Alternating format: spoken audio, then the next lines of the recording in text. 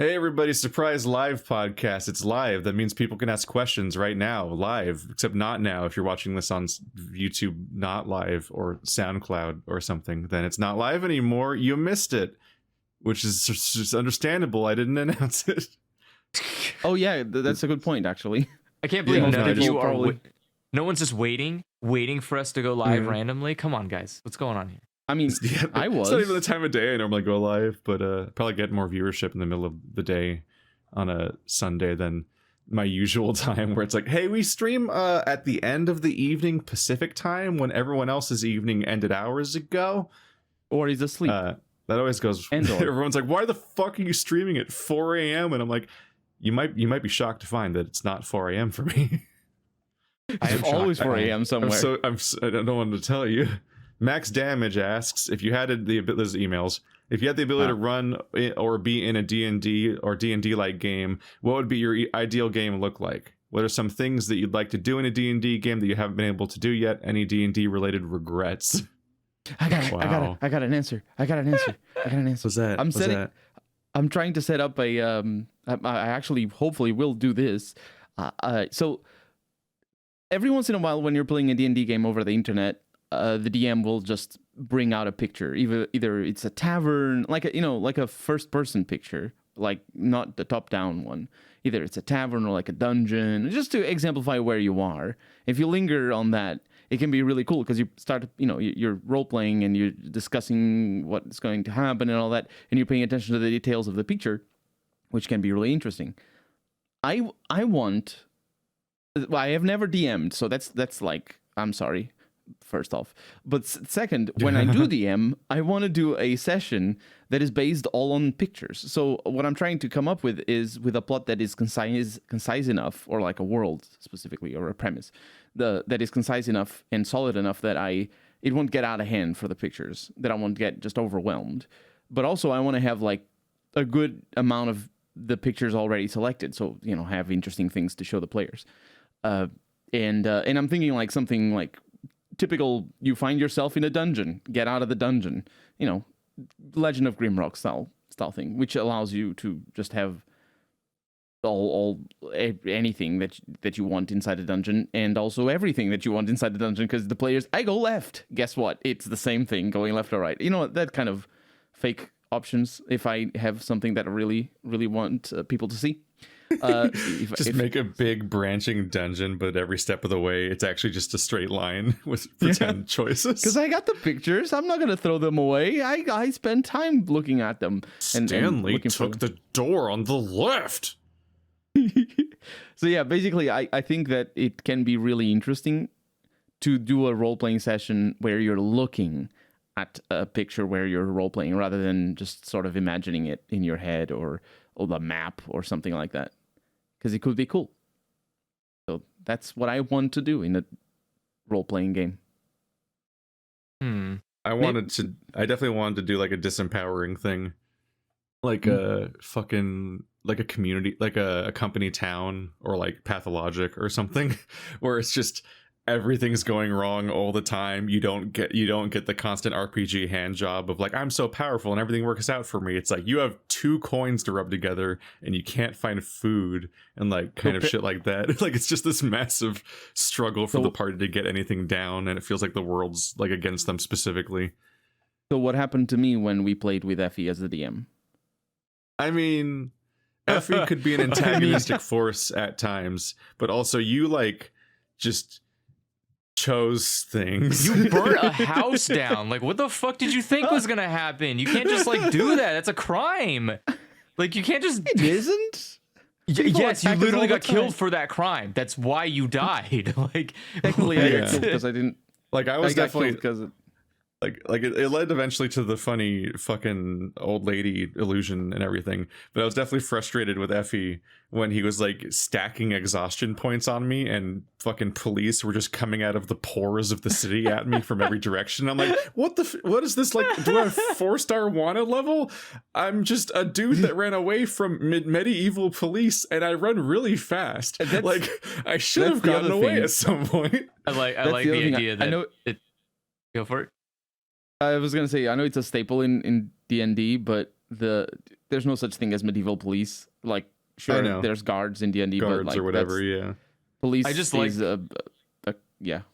Like they I don't just have like like yeah. a fucking network. Like once I break line of sight, they're kind of fucked.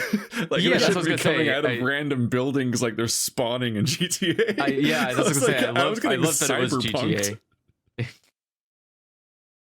Well, that's the I guess there is this level of flexibility with DMing that I always don't want to be a part of, because there is like, you do sometimes like have a gun pointing to your head and it's like, all right, you're gonna create a whole new world, a whole new story right now because I decided to not do this, and you're like, oh fuck. Oh no, that's Okay. terrifying. Yeah. It's like, like, yeah, what do you do what do you do when one of your players is like, I'm gonna steal a thing and I'll run to the left, and someone's like, Yeah. okay, well, this is gonna like throw a huge wrench into the story. Like there is Like that's my big D&D regret, is that like half the time I even have to try to say something in character that isn't just like a snappy like comeback at someone that I'm like arguing with or something. Any time I have to like try to improvise dialogue, I just kind of freeze and I'm just like, oh fuck, what would I say in this situation? And then so I'm like, Oh, really? running a universe? What the fuck? How the fuck do you DM? And then it's like, I wrote a 700-page novel about what might happen, like, which obviously you can't do, but also you kind of have to do in some ways, because you have to have some idea of what could happen and what the setting is like and where it's all hopefully going and where you're trying to make the like you're trying to have narrative arcs and shit like that, presumably, which hopefully the players will sometimes create themselves too. But it's like, how the fuck do you just react to something just fucking happening and you're like, yeah, we want to run a bagel shop for the next 7 years, and you're like, I think what's important is being flexible but in depth. So like you want to have characters and you want to have stories with those characters, but you shouldn't have rigidity in how that story goes, right? Like if they want to run a bagel shop, that's fine. An important character can be a customer at a bagel shop. There is no like law that says they don't eat bagels. Like you can have a person come in and be like, oh man, these are some really good bagels. Have you guys heard about this like crazy dragon going around? And it's like, you can do that. That's natural. It's not like not like a bagel shop is run like a Sims game where it's like no one says anything. They just come and get their bagel and go home. Like you can, you can still have natural instances and you can still keep a story going. Even if someone says like, no, actually I don't care about dragons. You can go like, oh, okay, that's fine. Like, because the dragon can still get killed not by you, but that can still have consequences in the world. Or the dragon can come in through the window. Or that, yeah, you could be spiteful and just say like, well, now the dragon has a thing about bagels and he's coming for your bagel shop. But like, bagel dragon. Yeah, it's a bagel dragon now. But like, that's what I'm saying is like, it does. You don't necessarily have to have the players go from point A to point B in like a perfect linear fashion. You can just have, hey, there's a character at point A that wants you to go to point B. And how you get there is kind of just fun. You just do whatever it takes to get there. But there may be like the struggle is having the talent to improvise and the confidence to think you can. Yeah, that's what I'm saying is like, it's not easy. It's just like, that's kind of that's the mentality you have to go into, is you don't want to be rigid, but you need to be like very confident in your flexibility. There's that pressure of, hey, you're personally responsible for the enjoyment of like 2 to 4 of your friends. And I've seen that pressure happen in real time, because I've seen like somebody did their first ever DM session or campaign at Marty's house, and like they were trying to figure out what to do, and like they would make mistakes here and there, and we had one player in particular that was like a long time try hard asshole nerd that would like actually stir shit up and get angry when he made mistakes, and it's like, what the fuck? Like there was genuine like storm out of the room moments, and it's like, what the actual fuck, bro? And there was one point where we decided that we had just gotten this, I don't even know what campaign this was, although it is the original incarnation of Thunder in the Morning, except he was a tiefling but with the same character. It was just the same character with a different and same backstory but a different race, and same like thief goings on with his choices. After retrieving this egg for this dude and getting it to him, was this like water deep or something? I don't know. We decided afterwards, we're like, we're gonna steal that dragon egg. And so I'm like, all right, see you guys next week. I'll think about this, and then we never met again. Oh No no. dragon for you. No dragon Because egg for he you. was gonna like the idea was that we need to stop so he could like plan out what the fuck the heist was gonna be like. Yeah. Ironically, yeah, like a dragon heist, but not in the dragon heist campaign. And yeah, we never met up again. Damn. I don't think that went over so great. Him having to figure out that, in part because I don't think that was in the book because we were going off of a module, and so he was like, "Oh, fuck." Yeah. And that's, yeah, obviously time is a big factor too. Like the more time you dedicate to doing, it's like a skill. The more time you dedicate to doing it, the better you'll get at overcoming stuff like that. It's just, it's a lot of pressure. Yeah. Yep. I don't know. I think my only regret is not being able to follow through with my character. I think I spent I spent too much time thinking about my character and not enough time being my character. So I regret not having more time to be my character. Yeah, there's a chance that we might be able to bring that campaign back someday, but I definitely had the thought of like, hey, let's see who we can rally back, and I was like, I think we can get Marty, like he's interested in coming back and so on. Then I realized like, oh shit, there's like a fucking like zero overlap between at least before you moved. I don't know about now, but at the time there was zero overlap between your availability and everybody else's availability. I'm like, oh, we're either doing this like either with Andrew or with everyone but Andrew. because we lost one player to the pandemic. No, they didn't die. Don't worry, audience. They just never came back. And that was like why it was on pause. And it's like at this point, it's like it's been long enough that's like we're justified to just moving on and just getting rid of one character. But then I'm like, if I don't think we can get Andrew, so that's like basically just me, Effie, and Marty and Colonel. Like that, we're down to a lot less people all of a sudden. Yeah, the story stops making as much sense. I think I could do it if it wasn't. I think I could do it if it wasn't like every weekend. If there was just like one. One. Like I love all once a the month memories it gives. It's one of those games where the memories overshadow the reality of it being several hours of being kind of bored in the moment. But then like cool enough stuff happens that's what you remember instead of the rest of the session. Yeah, that's the D&D. That's why I think that's why it works better at tabletop, because you're like munching on something. Yeah, you're hanging out. And also 5 is simplified and sped up in so many ways, and it still kind of suffers from that to some extent, but it's worth it because then you get to do that bullshit we get up to. There's other systems. I get the impression that the fact that it can be boring, like not, obviously some DMs will not make it boring and others will. It's not I'm not throwing shade on Effie. He's great. I love his DMing style, honestly. But there, it's down to the DM, but the game itself, it just lends itself to that. So to what you're saying, like especially with bigger parties, there's going to be downtime, and I wonder if that's the reason why so often tabletop role-playing games just have so much combat all the time. It's just like that's what they're for, right? I'm so happy to go an entire session without even having combat. I'm not even interested in combat where I do damage. When combat happens, I'm only interested in what weird spells I can do stuff with that fuck up like the context of the fight, basically, and get away with something. I think the most interesting thing is always like, I want to go that way because of this choice, or I want to try this skill because of this idea. And, that can tie into combat as well. But it's just the fighting is, oh, now they're half health. Oh, exciting, instead of 3/4. Oh. Yeah. All right, we got to get to questions. They're coming in. If you had a year with no games coming out, what would be your... I didn't read this right. If you had a year where no new games came out, what would be the games you play to catch up on your backlog? Did any games come out this year? New games are always... There's more new games coming out than there are people on the planet. There's endless video games, especially with indie. Yeah, I obviously there's only so much you can catch up on. I think if I could, I don't know.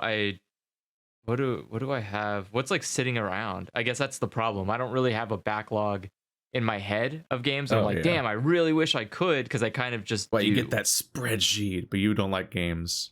I have a Yeah, spreadsheet so it's like with some. Yeah. yeah, I'm not too worried because like I just play games and then I either hate them or I don't hate them as much, Yeah. and then I just move on with life. As And so much. like yeah, I don't have to think about it too much.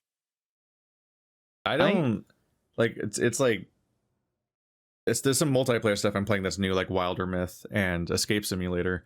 But aside from that, like my entire schedule is actually currently games that aren't brand new, except for the Patreon chosen game Inscription.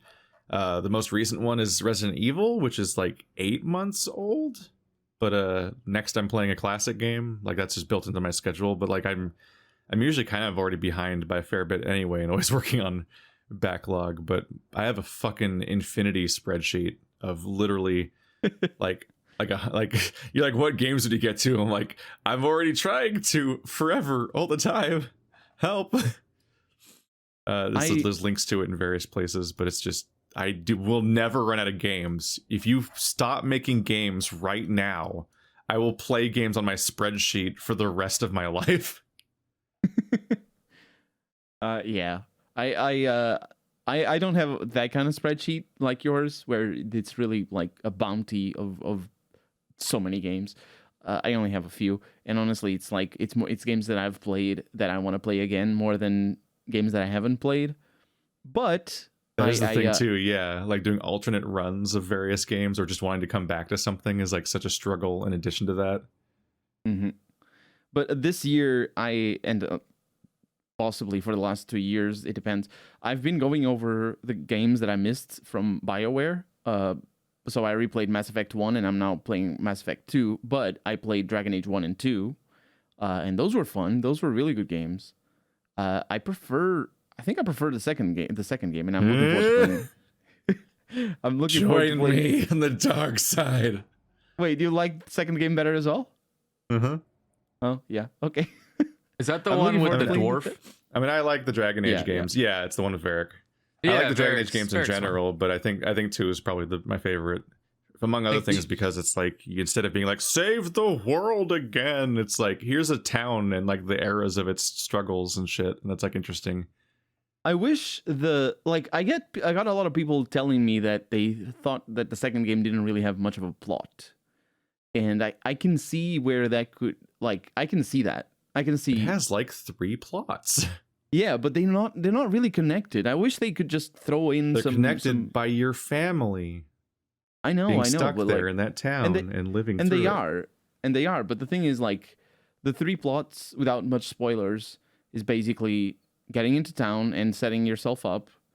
And the middle part of the game is all about the Kunari.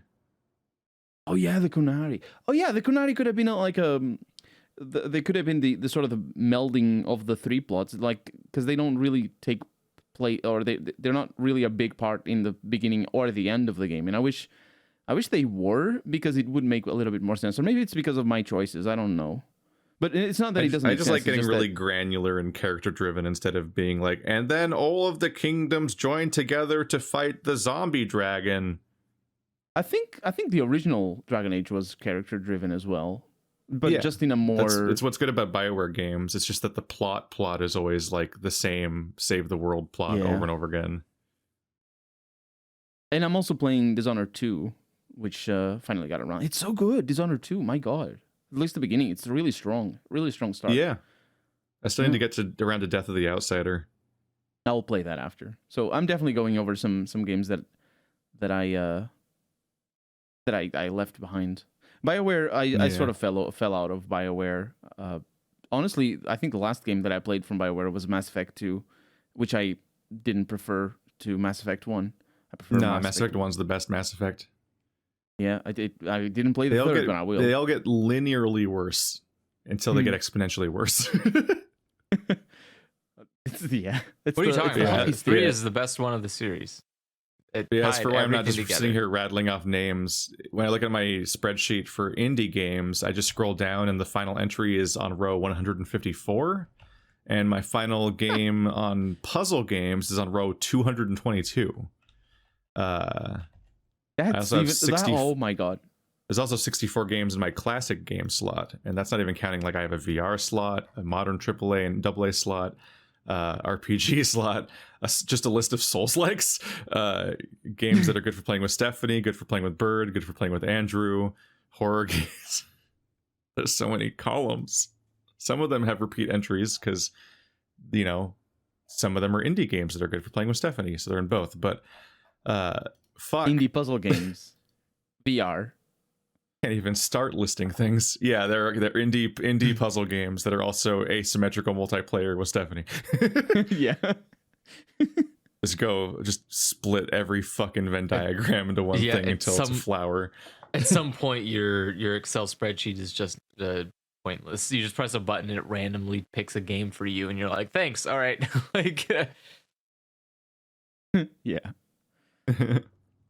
That's, I don't know. What do you? At what point? Like, what do you? How many layers? You know, how many rows are you going to keep making of games? Right? Like, once you breach like 1,000, you just start like. Oh, all right, there's definitely. I definitely consider like going through and just deleting a bunch of them.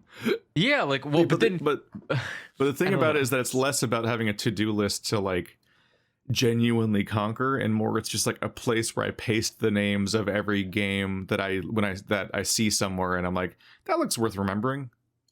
Maybe I get around to that someday.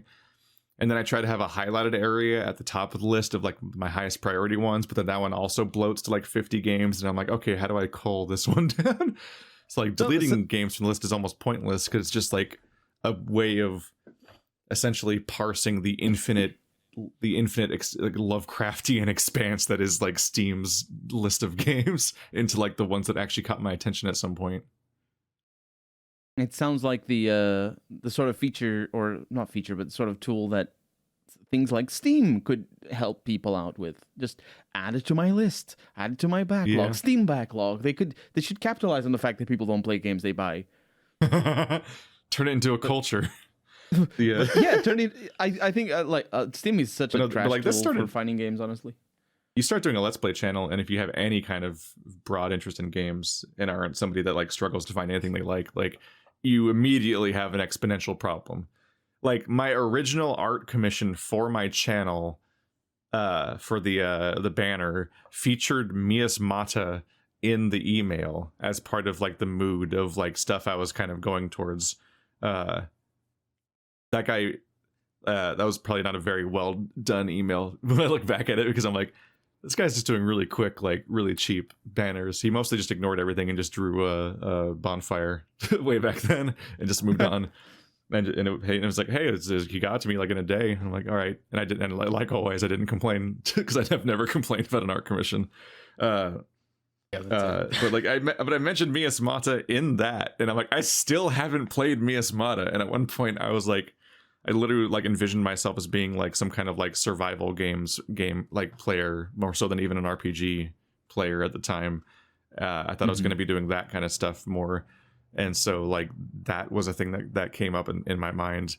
And like it's been like a decade now, and I still haven't covered Miasmata. Like the backlog immediately starts growing the moment you even start paying attention, and you never conquer it.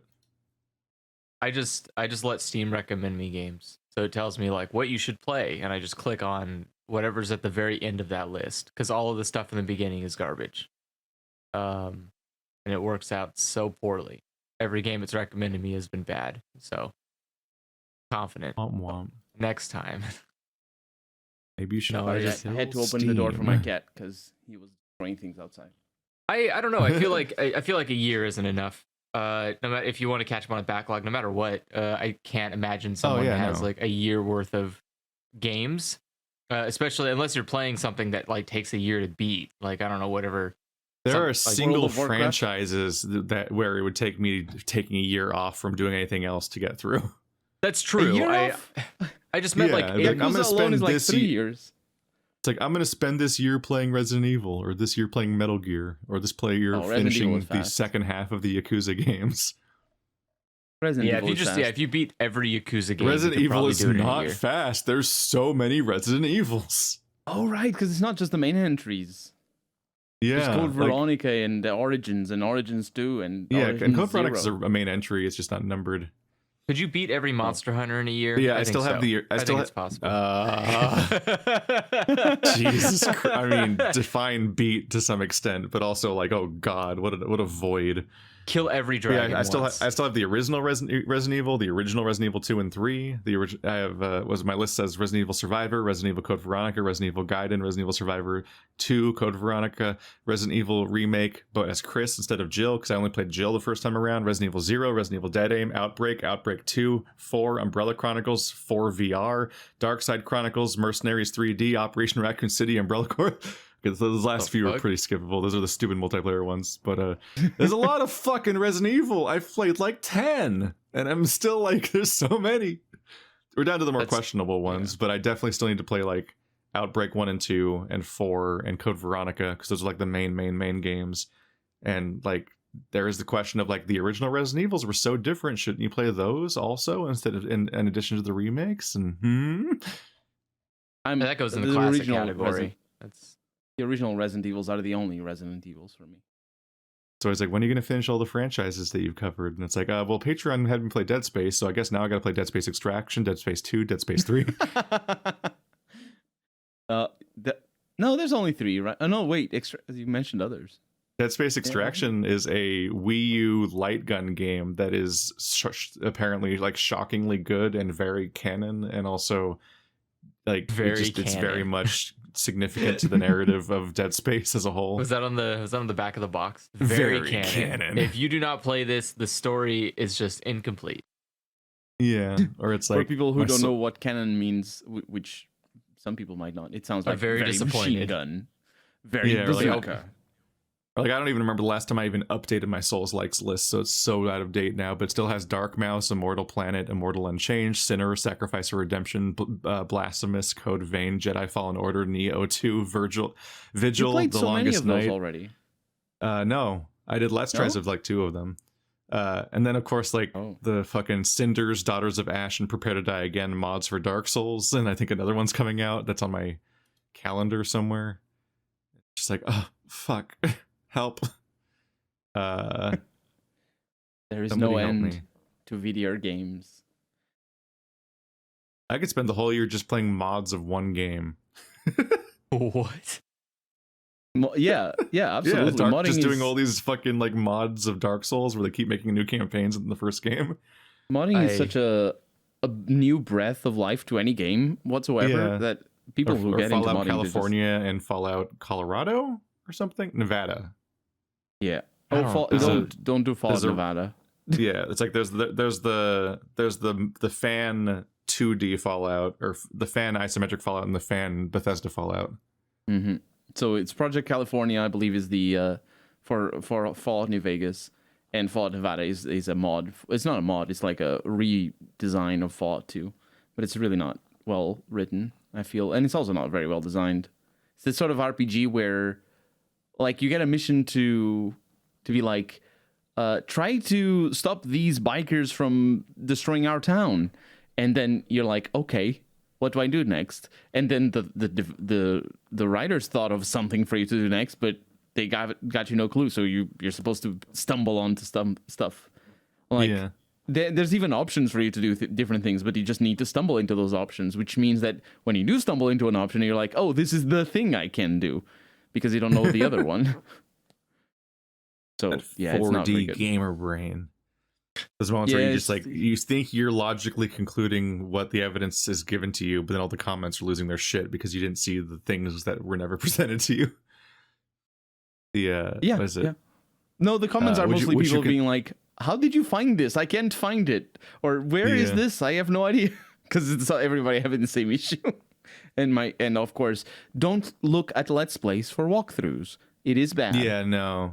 There's so many fucking walkthrough comments. I'm like, not a walkthrough. Not what the title of the video is. Hello? All right. Would you consider doing other tabletop systems than D&D, like a one-shot Myth of Cthulhu session? I don't know if I'd want to do put in the effort to learn a system for a one-shot, but I've already done Pathologic, Pathfinder, which is not D&D, or Starfinder, They're played the same both, sort I of think. systems. Yeah. Yeah, but I've also what is it? I've also played Shadowrun and Vampire, which Shadowrun I did not have a good time with. We had a very boisterous and showy, experienced dungeon master, I guess, that loved to weave a big tale and so on.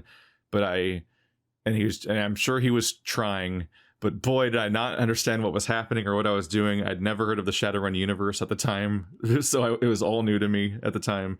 And we had the whole set where it's like, you're the decker and you're the femme fatale and you're the fixer or whatever. So it's like, Femme oh, fatale cool. it's not a class. You can't. Yeah, I don't. Me. That's all I remember about that character. So I'm just saying, like, yeah, I know. it's like I was a fixer, and I'm like, that a fixer is a terrible job to have about it for a universe that you don't understand. So my job was to send people on missions and know things basically, and I'm like, I don't fucking know what's happening.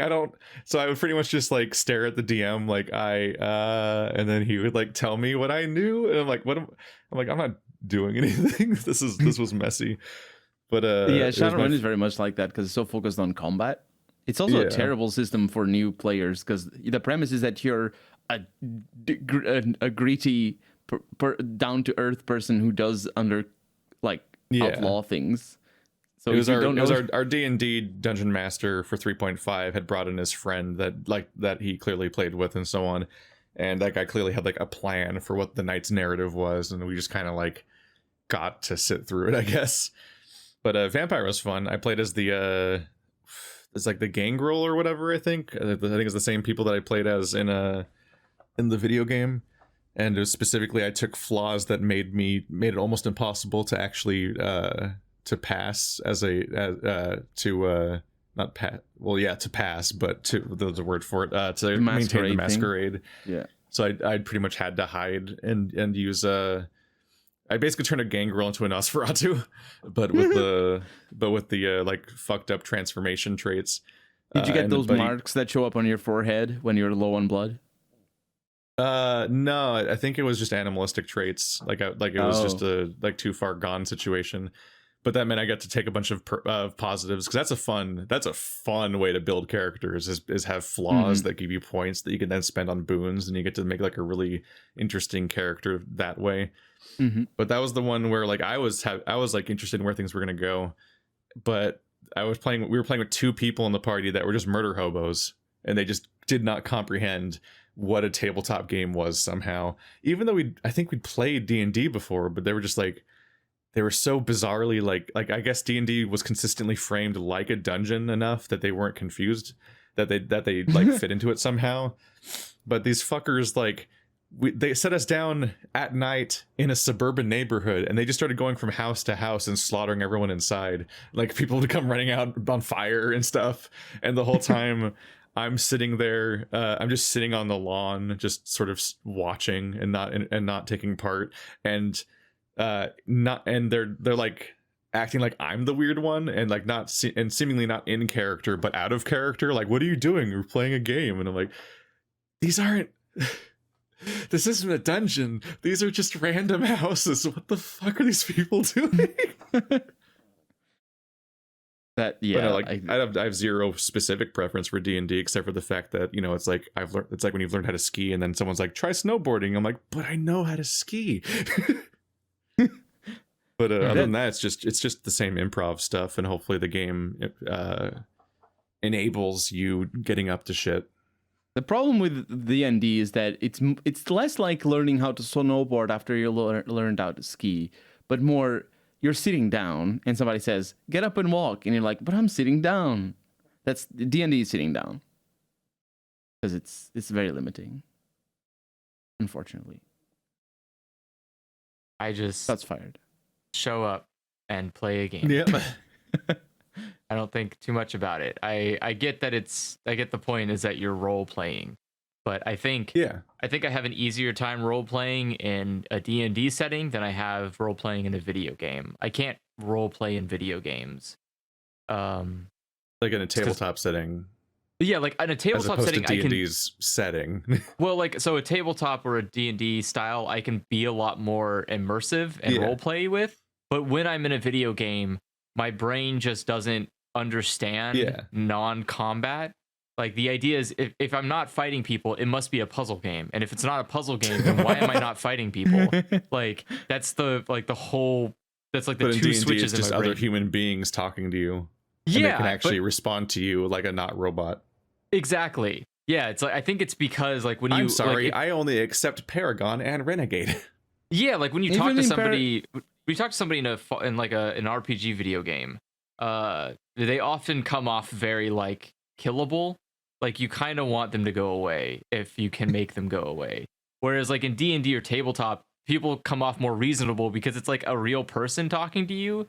But like, yeah, when you like walk to an NPC and it's like, "Hello, sir, fuck off," and you're like, what? Fuck you! I'm gonna kill you right now. Like, like what is this shit? And then, fuck like, me, no, fuck you. Yeah, exactly. It's like, what the hell, no. But yeah, I don't know. I don't. It's funny hearing the idea of like someone doing it inversely. Of like, on tabletop, you just go around murdering everybody. It's like, what? Aren't they more real that way? Like, how are you doing this? Yeah, it's also just so weird. It's so much more boring in tabletop. Yeah, well, that too. Like, I imagine it takes so much longer. Like, I remember one of those murder hobo people got to DM once, and they made the most theory crafted nightmare encounter where we fought some kind of like mimic chest that had like 7 tentacles that were all holding different weapons, and like literally every turn of combat took like an hour. Like just sitting there, we were sitting there at the geology at the computer lab of the geology department on campus, and like I was just marveling at how slow the combat was moving and how much time it was losing. It was like turns of Twilight Imperium without being Twilight Imperium. Like no fight in D&D deserves to take that long. It's either a straightforward fight where you hit numbers on each other and then somebody wins, or someone pulls off a really cool trick, which is preferable, and something interesting happens. I love my bag of tricks. It's always why I always want to play as like a druid or something. It's like it's I guess in role playing in video games always requires you to make up your own attitude. Even the role-playest of role playing games will computer role playing games will always require you to have an attitude that isn't, oh, let's find out what happens when I choose this option, or what the developers thought this option was.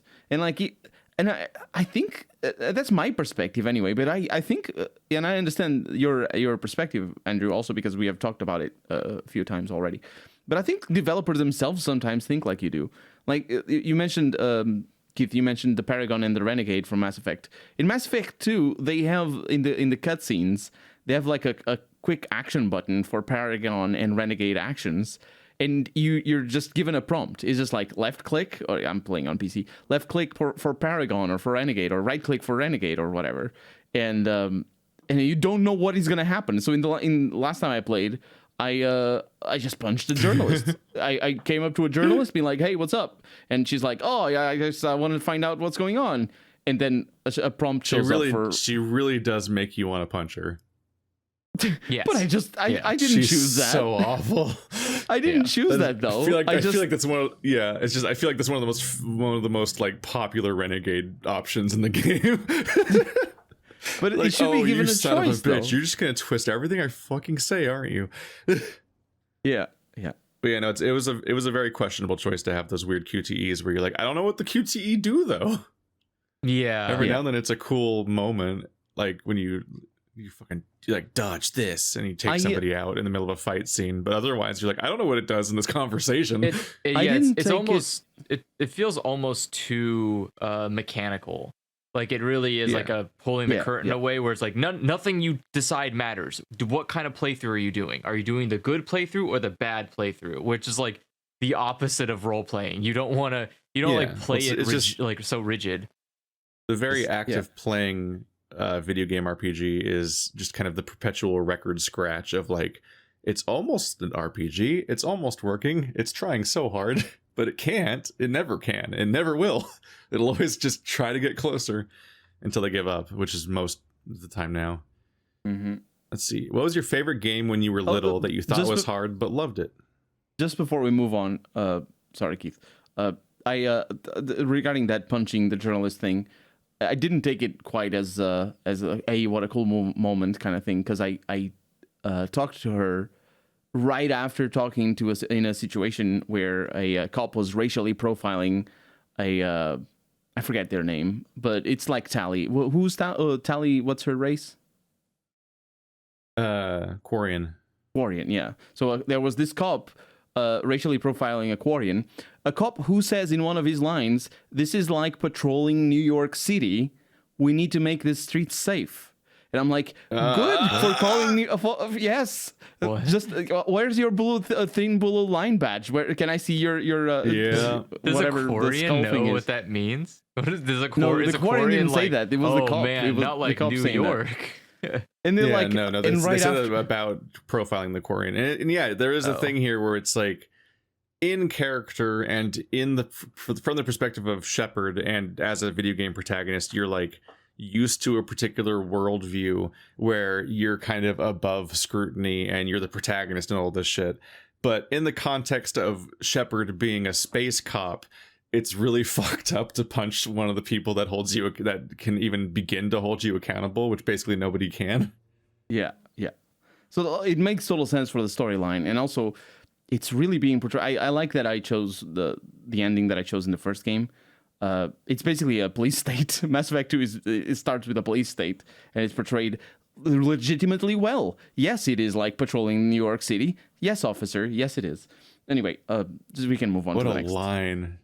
There were others. There were others. Even the most recent time I played those games was a few years back, where I don't think I even had the context for that line yet. Yeah. If Like I amused about it, because I don't think, like, earnestly talking here among us, I don't think the writers wanted to make it sound any deep. They didn't have any depth to that. I think that was just a throwaway line that I think is like a relic of watching movies where there's a lot of propaganda in movies, and it like Spider-Man alone. Wait, wasn't it? Well, wasn't Mass Effect cleaning the streets has kind of like always been the slogan of police in every major city. Yeah, They're like, we gotta keep these streets clean of people, otherwise they'll do crimes. Like, yeah, like the what I'm saying is, like, people get the ideas that they do, and it's not, sometimes they write games without trying to say anything too deep. And I'm not saying that BioWare was trying to do a propaganda with Mass Effect 2, although they did it. No, it's just the default way of interacting with police in fiction if you don't interrogate it. Yeah. What is your favorite game when you were little that you thought was hard but loved it? Ooh. So I guess your favorite hard game you liked as a kid. Mm-hmm. I'd probably say like Animaniacs for the Super Nintendo.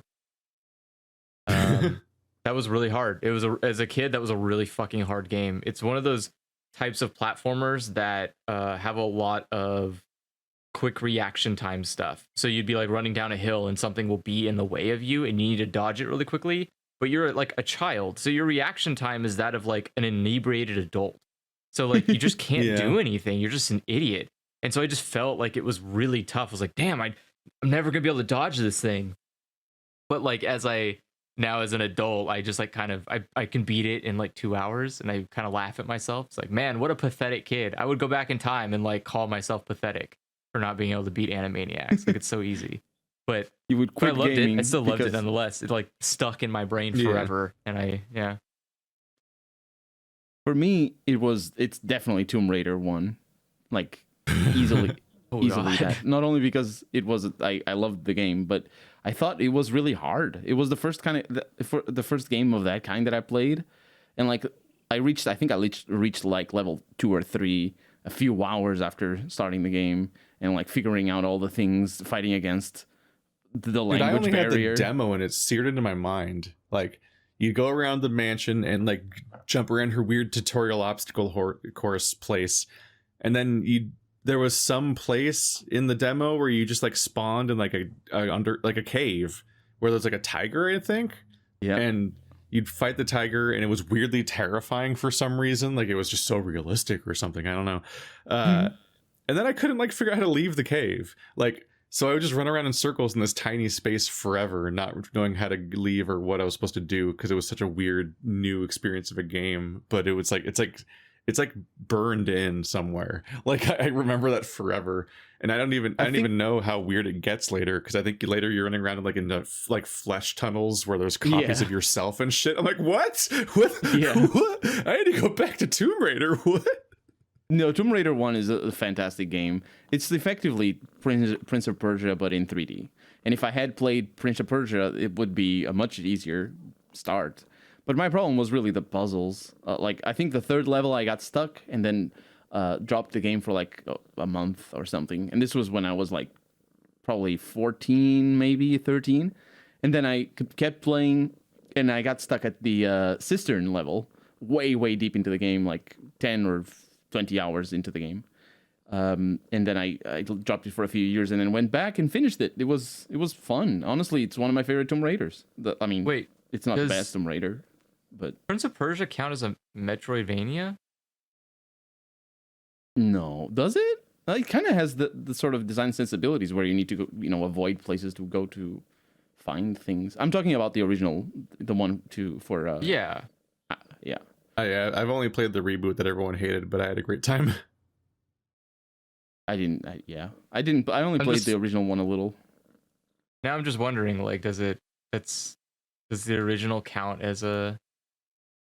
Because I remember you do unlock stuff and go back, right? Yeah. Like starting at the beginning, at least the way you get the sword is by going a certain way, and then you can fight and all that. But then you die and you have to start from the beginning, so no. So it's more like a roguelite. Oh. Yeah, it's got a little bit of that. I mean, that was just all of the old video games, basically. Yeah. It was, fuck you, start over. Castlevania. Oh, Like the original Castlevania, you beat in like 45 minutes, but it'll take you like 3 years to actually do that. Yeah, that's so frustrating. I can't believe people growing up. I mean, it was video games though, so it's like That's what that's else what you did had get? back then. That's what they were like.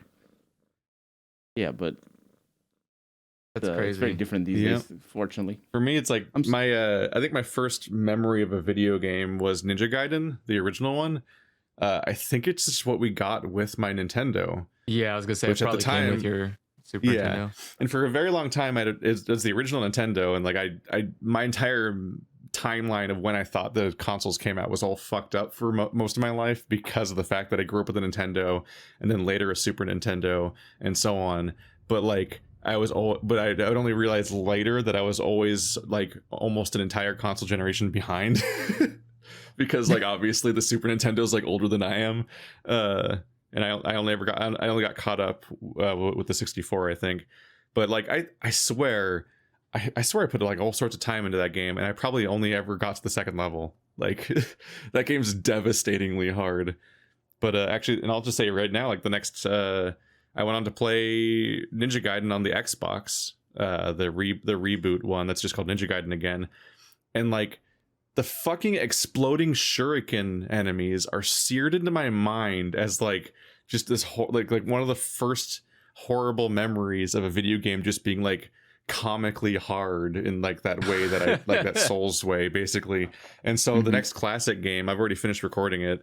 The next classic game on my channel is going to be Ninja Gaiden Black, because I'm going back. No. I went back to go and fucking beat the game that destroyed me as a child. And whew, game's fucking rough.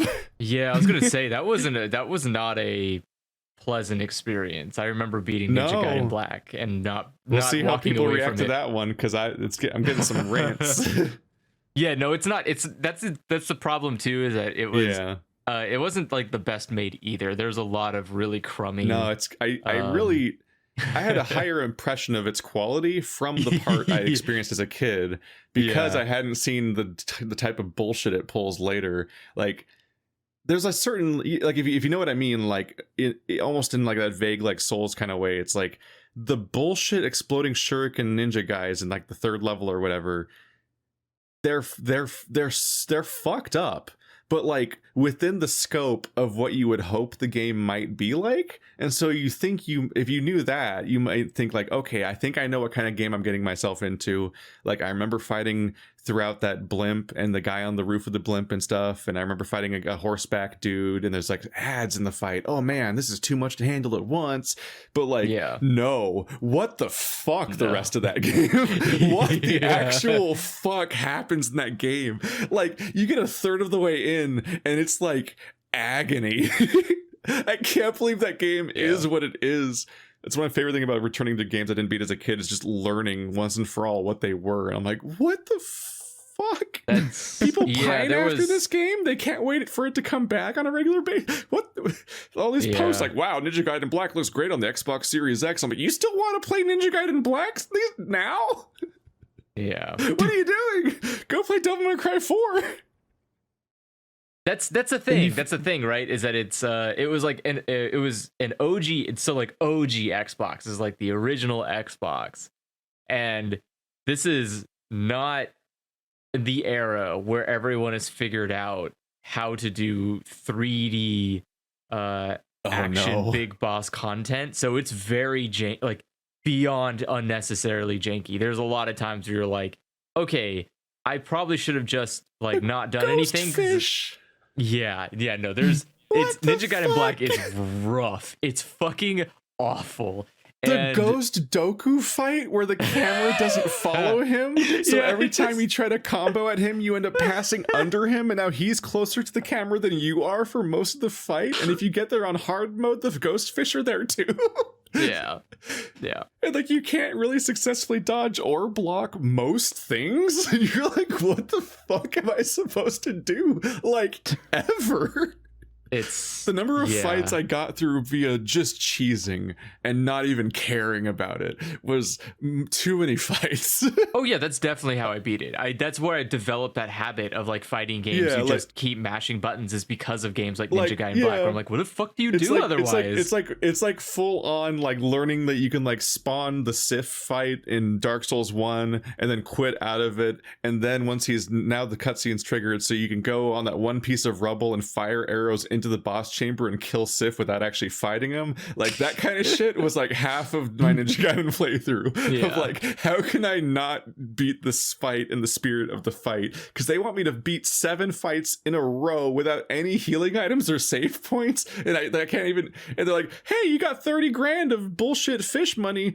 There's no vendors though, so you can go fuck yourself. You can shove it right up your ass. Really? There's no vendors? I can't believe that a fucking video game is real. I look forward to that. It's fucking but dude, it looks good on the Xbox, all the way right? into May at this point, or March. I played it on my Xbox One. I dusted that off. No, so it didn't look as good. You could have had it looking great on the Xbox Series X. Yeah.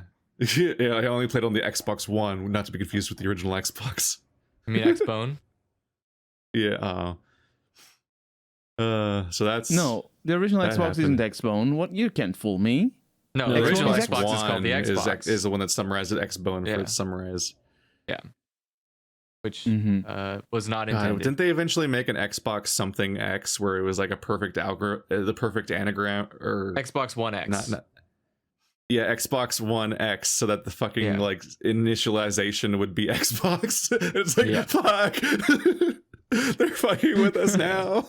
It was a lot of like marketing stuff that didn't get contested, and when it eventually went to the wild, they weren't happy that people rejected it all and decided just to make shitty names for it. And they're like, wait a second, we put a lot of time. It's like, no, you didn't. That's why people are upset about it. Like you and I also went back and played Jedi Power Battles from my childhood, and it was impossible. Yes, it was fucking the game rough. is fucking impossible to play. I don't know how I ever got anywhere in that game.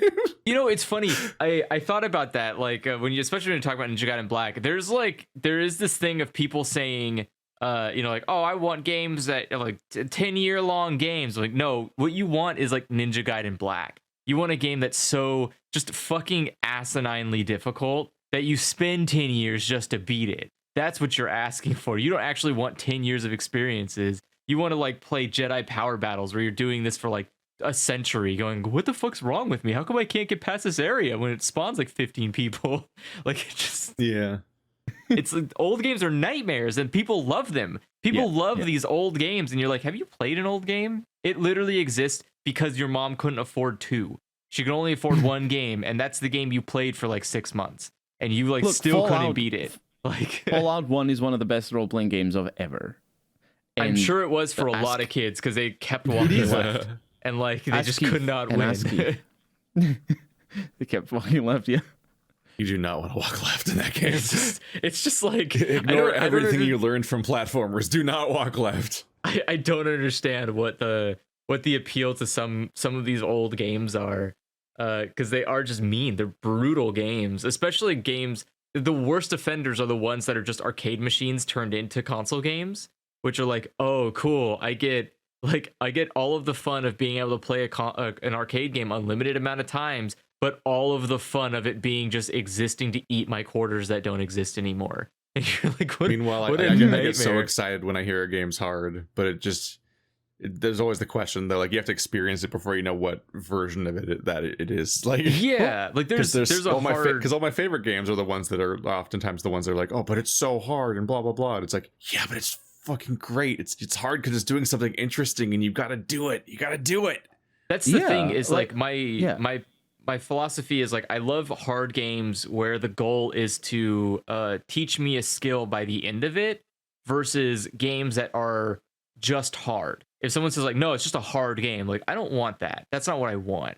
I want a game that like forces me to adapt to a game that is difficult but manageable once you have gotten good at it. Like, yeah, like Dark Souls. Dark Souls isn't a hard game. It's a game that has that is hard when you don't know how to do the mechanics well, which isn't the same thing. Well, like, once you know what you're doing in Dark Souls, you can just be a fucking asshole. You can start doing dumb little like rolls around a main enemy and like stab his little behind every single time with a banana. Like, that's not a hard game. That's a game that has hard mechanics you've mastered.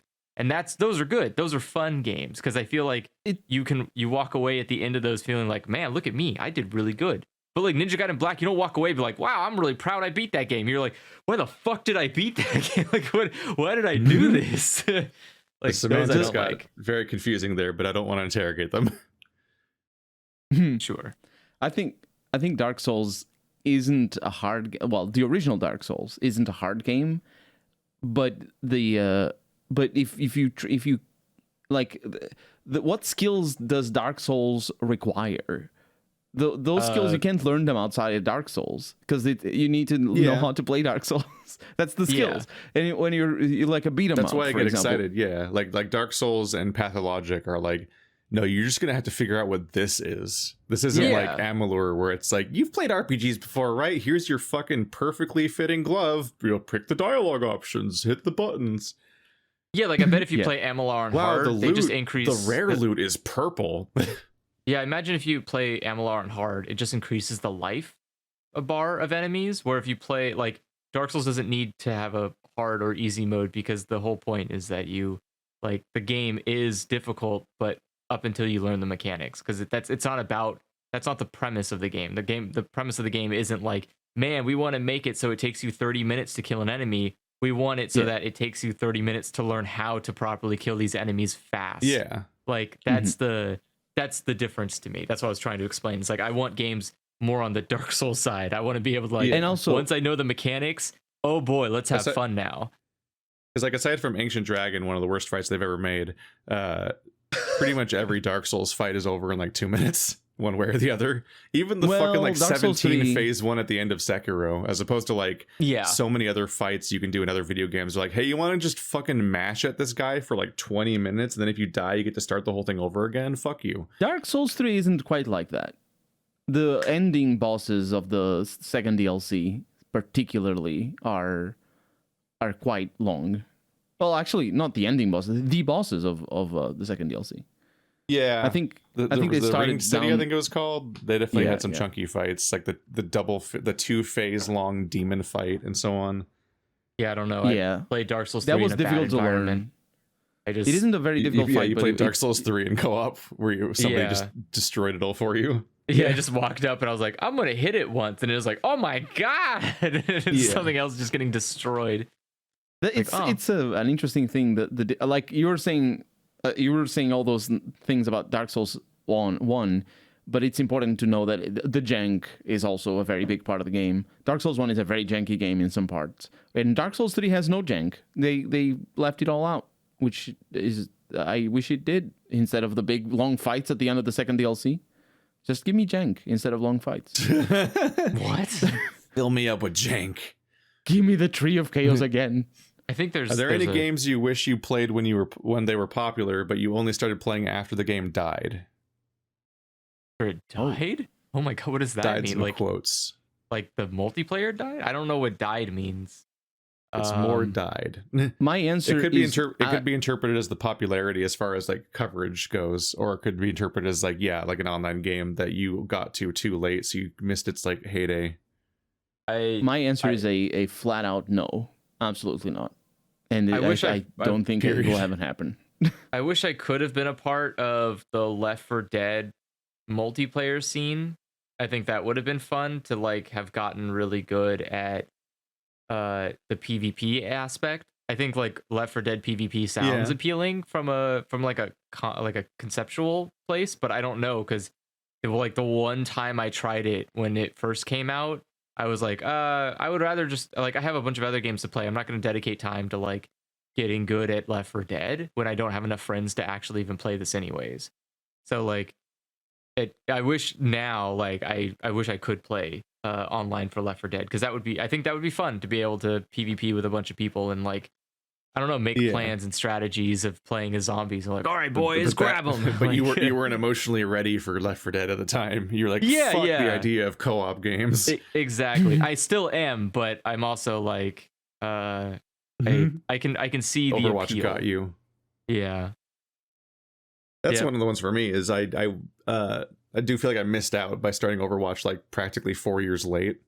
And on a similar note, I feel like I missed out on ever getting to play TF2 when it was actually a good game. Because like TF2 is just a fucking trash fire of bots apparently now, and like almost nobody cares about it to begin with anymore. And it's just like there's just an obvious prime that has been passed for playing that. There's also MMOs.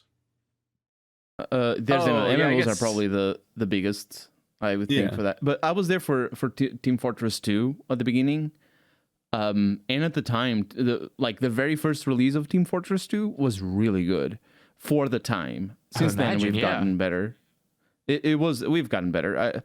I think maybe you would have dug into Team Fortress 2, but then you would also have moved on to newer, better things, because it's an era people speak of with reverence. Yeah. And I'm like, well, it's gone forever, so fuck me. It's like Counter-Strike fire it up like Ninja Gaiden Black and be like, what's it like?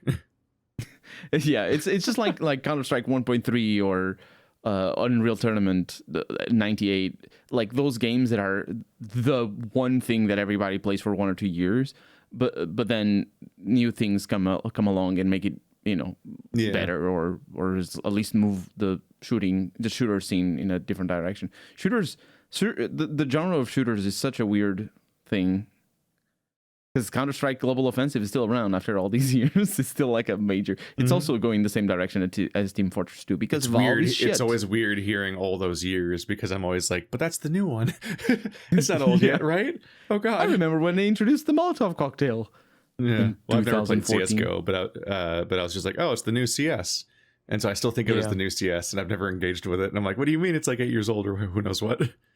Yeah, I mean, I remember playing like Counter-Strike when it first came out, and I played a lot of it, but it never latched onto me. And I think I probably would have loved Team Fortress, but again, I think I was in a time where I was like, I'm not playing no online multiplayer games. This is for dumbos. And so I just like Overwatch was really because like Overwatch hit me right where I started being wavering on the idea of like, well, I'll never play a online multiplayer game ever again, because like after playing Modern Warfare for so long, is like, I'm done. I don't want to be around people anymore. I think I'm just gonna have fun playing games alone, and that was also a lie. So Modern Warfare, I'm definitely not going. Yeah, because I played like 4 heavily. I played 4 so much when it first came out, And then I think like once the new Call of Duty came out, I was like, I don't want to do this all over again. I think I need to stop. And so I just kind of like stopped. I just walked away from it all. And then every time online multiplayer PvP games came out, especially if they're like shooters, is like, no thanks. I have no interest. I don't need to. I have evolved beyond this petty, like childish world. And then I think Overwatch, because Overwatch promised me something else. Like when Team Fortress came out, I still was like very adamant. I was like, okay, it's multiplayer PvP. I don't even want to look at it. But like, so I just ignored the whole thing. But when Overwatch was like, hey, you don't have to, it's not just about killing people. It's like, there are abilities and like you're doing an objective. You're like, oh, okay, wait, this could be good. I don't have to I don't have to camp a spawn for 6 minutes hoping to get my UVA. I can just have that. Okay, I like the sound of that. Like maybe let's go. But yeah, I don't know. I think I feel like I missed out on a lot of multiplayer games, but there's also not a lot of multiplayer games that I necessarily feel like I wished I could have been a part of. Like I don't know, it's a really weird thing to think about, because most of the stuff I play is single player, so nothing's dead to me. I can still go boot it up right now. Yeah, that's why I say that it's never going to happen to me that I miss the heyday of a game, because I don't think of games in those terms, like, oh, play the newest stuff because that's gonna tend to be better or anything. It doesn't matter. I mean, the reality is games do have that. Games have a heyday, and in many cases, especially with how video games work these days, like you can genuinely miss out on an experience permanently, and there's no way of recreating it when you get curious about it a decade later. For sure, but like I just don't play those games. I can play Super Mario right now, and people will still want to talk to me about Super Mario. That's what the definition of the word "some" is. No, it's not. Some implies all. It's either all or nothing. Like there are video games that just like exist in amber forever, and then there's video games where you can just miss them. And you're like, oh fuck! Like I remember hearing all these cool There's all this there's like extra credits videos about it and other things that discussed it, and I got really like interested in the idea of getting around to the secret world. And then like that game in the version that people were really big fan of at the time, like seems to not exist the same way anymore, and it went free to play and got bought out by a different company and got revamped in some way, and it's now like a secret world technically still exists, but like I think I was looking into it at the time when we were picking what to do after WoW, and I was like, oh, maybe we can do Secret World next. And it's like Final Fantasy 14 it is, because Secret World is mostly negative on Steam, and everyone's really pissed because apparently they just fucking shit all over the game out of nowhere. I'm like, oh great, another game I just missed my window for because I kept meaning to get around to it, but there's infinite games. And then like, what is it, once upon a time I got really excited about the Matrix Online, and then my computer just couldn't run it. So I was like, fuck me. And then I just missed out on Matrix Online because it came and went, and it was over one day, and it's like I never got to even really see what that was like. Are you sure it couldn't run, or were you just always in bullet time mode? Yeah, that's bad for an MMO. That's a disadvantage. That was the, I think, first and only time I've ever like done like forum like role playing, which was the because I was excited about the game, and I made a stupid OC, and like it was basically just inserting Edward Elric into the Matrix universe, but as a mute character that would communicate via like deforming this plaque of steel that they carried around to communicate, essentially, because spoon bending and shit.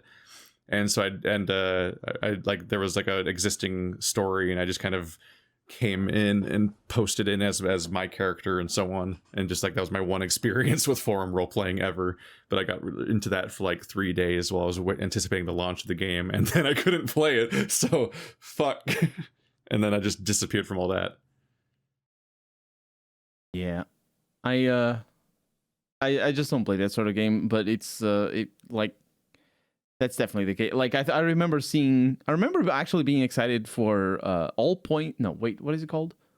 All Points Bulletin, I think it is. Yeah, APB. Yeah, it was like I played that. It was announced. It was terrible. It was announced on. Yeah, it was awful. But the newest, the version that currently exists is like a they've been bought over like 3 times already. Yeah. But it's so predatory. It's like all microtransactioned up to shit, and it's just like all broken and whatnot. Like I remember the last time I thought about that game, I was like, oh, whatever happened to that? And I went and looked, and apparently it's not even like the same game anymore because they just broke it all up. So it's microtransactions and all that. So, yeah. Sounds about right. That's usually what you do to a free-to-play MMO. You have to make everyone hate it, by making it expensive to enjoy. Yeah. What video game would you like to see a real life game show version of? None. I don't like game shows. They make me uncomfortable, honestly. A game show? What? How does a game show make you uncomfortable? You don't like cooking game shows? There's like some weird class shit going on that bothers me about game shows, where it's like people that are like it's like a rich company is trying to pit a bunch of poor people together to like compete for people's entertainment in a way that like, wow, you might get this life-changing amount of money, but also they're going to make more money off the show than the contestants ever will still. So it's like it's a really weird dynamic. I much prefer video games that are game shows, because then it's just a video game and it's just the rules of the game and that's it, and not like the weird real life dynamic that game shows have that I'm like, I don't like this actually. I think I stopped watching game shows before I was an adult, so I didn't have that perception, but I think you're right. I think I would say Splatoon. Splatoon would be a really fun game show to watch on like Nickelodeon. I think it'd be fucking great to watch 2 kids with a bunch of I'm all for Nickelodeon game shows. Yeah, like could you imagine like could you imagine 2 kids with like might slime go home backpacks with an Xbox and that's it. That's the stakes.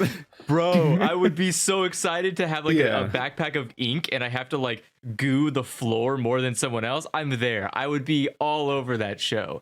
I would watch that shit. I'd be judging kids so harshly. Like, come on, Tim, how the fuck did you miss that shot? You piece of garbage. Do it. Get the ground. Like oh, another kid drowned in the pool. Right? Like, come on, what are you... It's funny. This is the exact arc I had when I was poking at the Squid Game scripted bit, where I'm just like, I don't like this shit. Where it's like, you want to win? You might win $1 million, and I'm like, I don't like the entire everything surrounding that. I'm not happy with any of that. But then I was writing about Legend of the Hidden Temple, and it's like they might get chocolate or an Xbox game, and it's like, yeah, fuck it. Yeah. And it's like, and as a kid, I barely remembered there were prizes. I just wanted to play. I just wanted to be on Legend of the Hidden Temple. Yeah. I just wanted to see if I can get through the temple. I was like, I'm a smart kid. I can beat the trivia battle and get up the steps. Right. Yeah, that's the thing is like I much prefer I just much prefer stuff where it feels non I don't know, like vindictive. Yeah, not exploiting like, the fact that people need they need money like for food it's or house. something about like, okay, dude, are you good at climbing through a jungle gym? Yeah, okay, I could do that. Like that seems like really innocuous and fun and okay, but I don't like the stuff where it's like, hey, like Squid Game's a worst example because it's just so cartoonishly evil. But like the idea, simple. Yeah, the idea that you need some kind of like adult level skill to succeed is kind of just, I don't know, it's boring. I don't really care. I mean, cooking shows are kind of nice. That's why I kind of like cooking shows, just because it's very. It's not. I don't think it's very class based. I think it very much is a difference between like. Someone actually, in a weird sense, I've been watching like Worst Cooks in America, and it's kind of a class warfare against like rich people are bad. Stop buying food. Like just go make food. You dumb Stop buying any food. Yeah, like it really is just like throw it in garbage. It literally like the whole show is just, hey, I'm gonna grab all the people who literally buy DoorDash every day and make them cook food for once. Like that's the whole premise, and it's like, okay, well, if you can do DoorDash every day of the week, I'm pretty confident. Isn't that just like, cooking with Andrew? It kind of is. Like there are some of the season 2. I gotta get just implying seasons now. I gotta get a kitchen. I don't have like a kitchen space anymore. It's too small. No. It's just too tiny for me to fit anything in it. But and filming food must be like a nightmare. You did very well on your second video onwards. Your first video was I didn't like it. So my two biggest hurdles is one, I need like I need a Slides and better notes. yeah, I need a better kitchen to do this in, because like literally my kitchen is like the size of a hallway, and so I've seen some like, hallways. no, and it's that size. The hallways you've seen, it's that size. That's how big that kitchen is. Like when I'm washing dishes, like if I'm washing dishes, you can't use the fridge or the oven. Like that's it. I've taken the whole kitchen up. It's a 1-person kitchen. Oh, when you're Which hand sounds- washing dishes. Yeah, because there's no I'm dishwasher like, what is here. your dishwasher doing? Yeah, you can't fit a dishwasher here because there's not enough fucking room for a dishwasher. You only get two machines. When I and it use was the dishwasher, oven. the fridge shuts down. There's barely room for a microwave. Like I can barely fit the microwave here. God damn. It's rough. I don't know who this was made for. Like it's baffling. I was like, what is the point? But then there's like, it's fine. Anyways, my second hurdle is I need a It camera. doesn't sound like it's fine. Because my phone camera, so it sounds like it's fine because I can cook in it. I just can't record myself cooking in it. The problem is my phone camera can't do it anymore. So for some reason, I don't know what it is. Probably because I decided not to be a lunatic.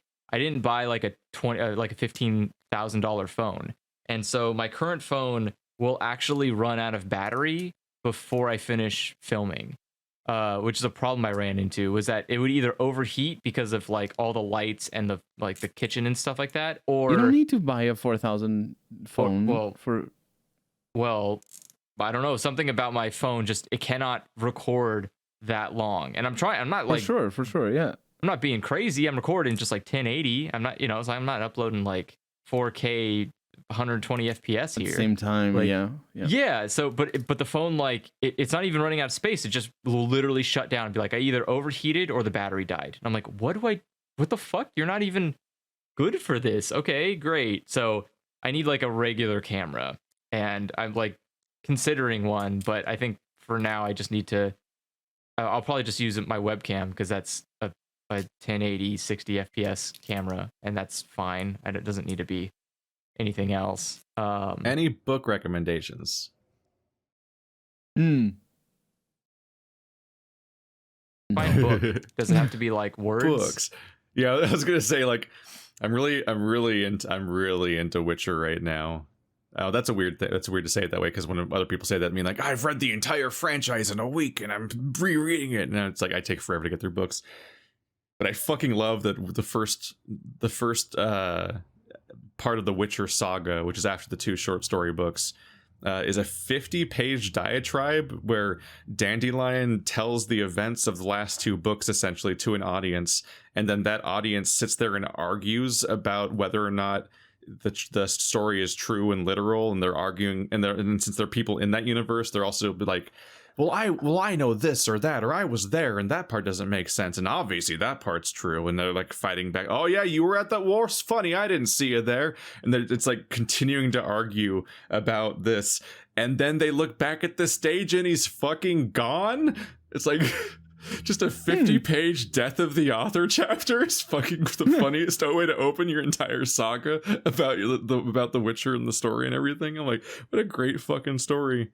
And I'm having a great time with Beastars as a series as well, which just has like the perfect blend of like, it's got shonen story structure sometimes, but doesn't really bother with the annoying tropes that pad out shonen storytelling, and instead substitutes that with a bizarre nature of like every chapter you're like, oh, we're doing this now. This is a thing that happens. Okay. And like the frequency with which I can turn to the next chapter and not know where the fuck it's going is just a real ride. And then I'm having a lot of fun pulling the weird themes out of it and writing about that, because it does a lot of really clever, weird shit, despite feeling like it's made up along the way. Yeah, that's interesting. I really don't have recommendations. Fuck you. Do you not read? What's wrong with you? I stopped the last book I was reading. I was going through A Song of Ice and Fire again. I read them all once, and I'm going through the second time. and I stopped. I don't remember why, but it was like life thing. And then I haven't picked up the I don't even remember the name of the app that I used to read anymore. It's the Moon thing. Things are going well. Moon Reader. Yeah, Moon Reader. So I would recommend Discworld. That's Terry Pratchett. That's been pretty fun. Yeah, I've been my girlfriend apparently loves it to death. So she has like every book. And so that was like she asked me to read it, and so I've been reading that. And it has some really good humor. Like it's pretty top-notch fun. It is kind of chaos theory. Like you kind of do have to go in with a lot of just like, sure, I guess kind of feelings. Like you just have to accept a lot of stuff happening. Just be ready for some bonkers shit. Yeah, exactly. Like a chest that has feet. Like I don't like that. I don't like that at all. It's not great, but it's there, and it. Yeah, I mean, apart from the normal feet that furniture sometimes have. I mean, it's made out of human wood. What did you expect? Or sentient wood. Sorry, it's made out of sentient wood. Yeah. It's just there's a lot of fun stuff. It's a lot of chaos. It's just really goofy, silly, fun time. But yeah, those have been great. As for manga, I've just been reading a bunch of garbage romance stuff, so I don't recommend them because they're garbage. But that's pretty much all I've been reading lately. I've just been after reading Good Omens, which is by Neil Gaiman and Terry Pratchett, and then watching the Amazon series on it and so on, I was like, fuck, I'm gonna have to read Sandman and Discworld, aren't I? That's not a tall order at all. I'll get that done in an afternoon. Yeah, like, those are both so long. Yeah, no, Terry's got some good books. If you can find them at your local library, do it. Grab them, take a read. They're great. It's been a few years now, so my memories have faded a bit, but I was pretty obsessed with Hank Green's An Absolutely Remarkable Thing, which is just so specifically written from the perspective of somebody that has been way more prominent of a public online figure than me for even longer than I've been doing it. Because I've been doing it for like a decade, but he's been doing it on a much larger scale for almost twice as long. And like there's a lot of moments where it was just really cathartic to read parts of it, but also just like other elements that are just like worrying and distressing in its own ways too, of just like elements of like how you cease to own your own story, and like how you become this like public thing that people talk about and trade, and you'll have these like bizarre experiences that definitely happen where you just will see two people talking to each other about you and disagreeing, but neither of them are right. Like they both have this bizarre like other version of you. Like it's intensely into like the parasocial relationship stuff and the bizarreness of rising fame and these elements of having an audience that are just like really specific, while also being a much more fun version of the movie Arrival, which was like, oh, there's like an alien thing happening, but it's kind of a test, and what does it mean, and how does everyone react to it, and how does that like polarize everybody at once? And like it obviously has like it has a reactionary character, and it has the kind of tug and war about responding via fear or curiosity and so on, and it's just really, really, really fun sci-fi that I had a great time reading, to the point where I put it in my banner on YouTube. It's one of the many little Easter eggs on my YouTube channel, is that there's a little Carl on my on that traveler's pack on my YouTube banner that has the Tilo's hat sticking out of it. That little black splotch is Carl from An Absolutely Remarkable Thing. Don't go and look at it, because if you can't recall it from memory, you're not a true Keith fan. Because I was going through shit. Better have it right in your cranium. As the real good plug, it's much more visible if you look at my Patreon.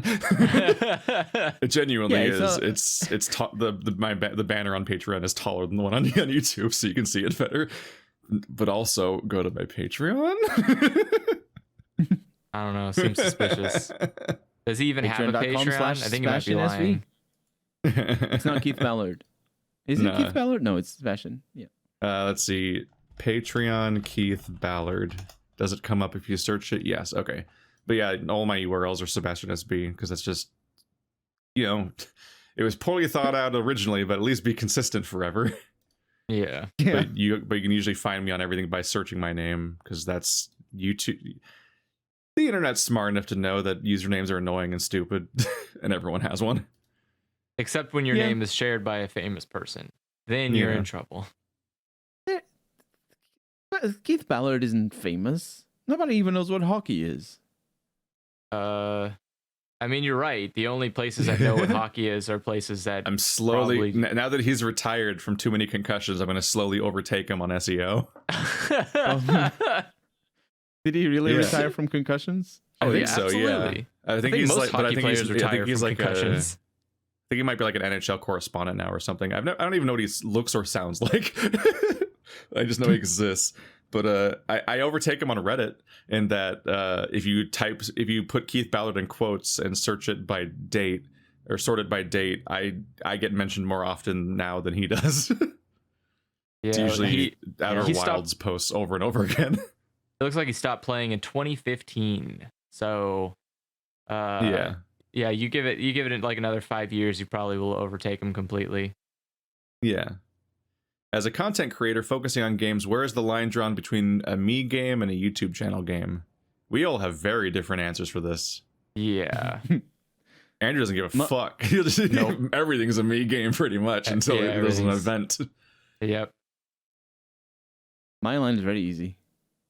Minecraft. That's the line. Minecraft is your me game? Yeah.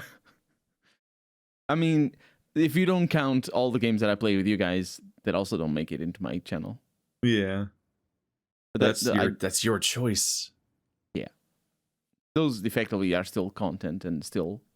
Yeah, you're still performing for an audience. Mm-hmm. But Minecraft, I am not. I am the greatest builder in the world. And nobody will ever see any of it. Someone in your audience is like, wait, what? There's like just now finding out that like, what are there's hundreds of videos that Colonel's in that aren't on his channel? I gotta subscribe to this asshole too. Yes, it wasn't that obvious. I thought it was obvious. Go subscribe to Keith and Andrew and Bird, and especially with your output now because of your new job. There's like I essentially compete with your channel for quantity of videos that you're in per week. God. Yeah, maybe. Yeah. Yeah. It's goofy. Yeah, let's see. But for me, it's almost everything is a YouTube channel game. Like I so often do blind playthroughs that it's like if I play anything that I'm interested in playing, it becomes a game that I can never do a blind playthrough on, basically. So I like lose that essentially. So usually a me game is basically just whatever weird task I'm trying to grind through in some kind of MMO or whatever the fuck, which is often still itself related to the channel in its own way. Like I was WoW raiding with the intent of making videos on it, which that didn't age well. And I was putting a lot of time in off camera into Final Fantasy 14 to then enable making all of those like Beast Tribe videos, which I've finished now. So I'm back to not playing Final Fantasy 14 in my free time. But like I put enough time into the channel that it's like in my free time I don't always want to play video games.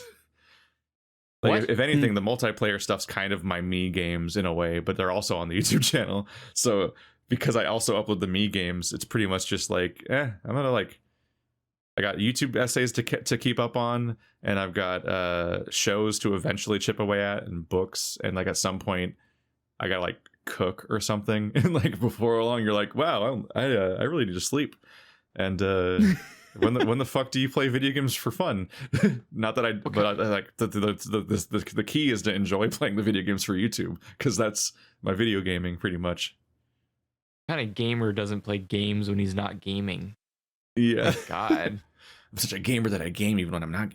I'm genuinely like, like because the indie game backlog is so infinite. I'm like, every now and then I'm like, maybe I will play one of these just in my free time, but also record it non-commentary style, and then like do a review of it basically, and like that'll be like some of the like that's some of the content I might make on Boring Keith is video game reviews of whatever brand that like whatever form that takes for me if I see something interesting, just because yeah, you can't let's play everything. You just can't. Like the list always grows faster than it shrinks.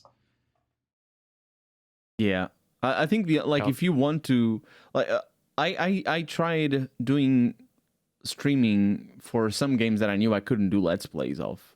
Like, for example, specifically, The Witcher 3 was a game that at the time I couldn't do a let's play because I knew there was going to be like 2 or 3 episodes in a row every once in a while of me just trying and dying to some monsters or whatever. Because it's a game that I knew the pacing wasn't necessarily the most conducive to unedited let's plays. So I started streaming because of that. And I think it could be an option for you, Keith, to specifically some games that you want to. No. Nah. One, I don't like the idea of streaming something and it being like on some other platform somewhere else. Go find that. But if I'm uploading it, then it's just a let's play.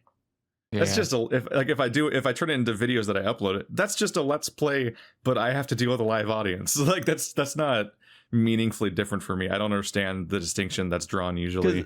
It's like, I streamed it for like 10 people live and it was a better experience because it was like a live stream for them at the time for like 10 people, but then like thousands of people are just going to watch what's ultimately just a let's play video that's in the context of having been streamed. And so it's still like it's like the exact same workload as a normal let's play basically, except with the additional stress of trying to stream, which I hate when I'm alone because then I actually have to think about the audience and because it's like, why am I streaming if not to think about whether or not the audience should be interacted with and so on, as opposed to like multiplayer stuff where I'm just streaming because fuck it, everyone else is streaming, so let's stream. So I think for me, like it's down to the different ways we both stream. I interact with the audience a lot more, even though I have a smaller audience, but I like my streams are always more full of me rambling about nonsense stuff that in the middle that isn't even about the game because people ask questions or they just talk about random stuff. And so like I've seen channels do that, and I don't want to do that. Like I think about like Game Grumps has all their Zelda playthroughs that do really well and all that, and they go through all the series. They started streaming during Skyward Sword. And so it's like they're way less focused. The jokes are way less frequent. There's a bunch of random people in the room that they're just kind of chatting with, like they're ordering food and like they're big multi-hour streams. And every now and then they just sit there and read donations for 20 minutes straight and so on. It's like, that's agony for literally everybody that likes the way I make content. It's worse. Yeah, absolutely. What I'm saying is like, if you enjoy that, which is not a given considering you don't do that, and I think you, from what you say, you might not enjoy. But if you did enjoy that, I figure I'll just do it the way I do it now, or I'll not do it at all. And then the alternative is be like, there's infinite games, and like the whole point of my current change to my schedule is to be like, there are X number of videos per day, and we're keeping it down to that number. And the numbers and the videos are doing way better as a result, because like the video spam on the scale that I had before, it's still pretty spammy now, like any Let's Play channel is, but it was so many videos that it was like an incomprehensible deluge. And it's like going back to then being like, and now I just do big mega streams, and then I chop those up into videos and put them on the channel anyways. That's just going right back to the original problem, but even worse content than ever before. Yeah. It's like it's way better to be like, no, I'm gonna like hang out and play fucking boyfriend dungeon or something, and be like, let's see what this controversy is about, and what does this mean in this context, and what's the game actually like, and then I'll just write a script about it and so on, and put that up, and like that's a better video than and that also lets me cover a game I might not get around to otherwise in like a concise way in a different context. That's also good in its own way. Mm-hmm. Yeah, absolutely. I mean, you're right. You're right in what you're saying. It's just it doesn't fit into the way you're doing things. I knew that because also for you to interact with an audience while streaming, you need to have a face cam, because otherwise it's just unless you're a really big streamer, in which case and that's a great introducing face cam's a great way to make me not do something. I understand. I'll procrastinate for a while on even recording my video essays and be like, let's work on the next essay. I'll record, I don't know, next week, because you just like gotta be like you gotta like work up some confidence to appear on camera and shit. And I've got a plenty history of people just leaving weird, shitty comments that make me not want to appear on camera even more. 'Cause that's the whole thing of putting yourself out there and then being punished for being vulnerable. Yeah, I understand that. Yep. Yep. Let's see. Definitely some more skippable ones that I don't think I want to go through. You hear that, viewers? Your question was skippable. Technically, all questions are skippable. Yeah, you just scroll and you're like, haha, bye. Like, for example, I picked a question at random and it was actually a skippable question. I'm not going to call them out. You're going to skip it. I know you're going to skip it. Oh yeah, there's definitely some super skippable ones. Oh, that's wow. This is like someone wrote like a 5-part. That was like the part I read was like the beginning of like a 5-part question. And it was all skippable. The rest of it's gone. Well, I already answered. We spent like a half an hour on the first part of the question, and we didn't have the context of the rest. So who cares? No, it's nice then. We were inconsiderate and helpful at the same time. Yeah. What do you want from game sequels? A creative mix-up of being completely different, like Majora's Mask, or just more of the same? And what upcoming games would you apply that for? I mean, I want games to be completely justified in existing as a singular product on their own. Like, they can have continuity with other games narratively and all that, but like, the game should be worth playing and interesting in its own right, and so on. So like, if you essentially just make the same game over and over again, that can be really disappointing. And like, even like there's like a singular iconicness, even like with some of the early Souls games, that like is diminished by making some more Souls games, for example, and not going and striking out, which I respect. This is what I respect about like Bloodborne, Sekiro, Elden Ring stuff, is being like, let's fucking actually do something different and not be like Call of Duty 72 and so on, to punch the usual punching bag. And in that way, yeah, like Majora's Mask is just a fucking fascinating sequel to Ocarina of Time, because it takes so many risks and does so many interesting things, instead of just being another Zelda, in a way that a lot of the later Zeldas try really hard to just be another Zelda in a lot of cases, but with the one gimmick that's on the cover.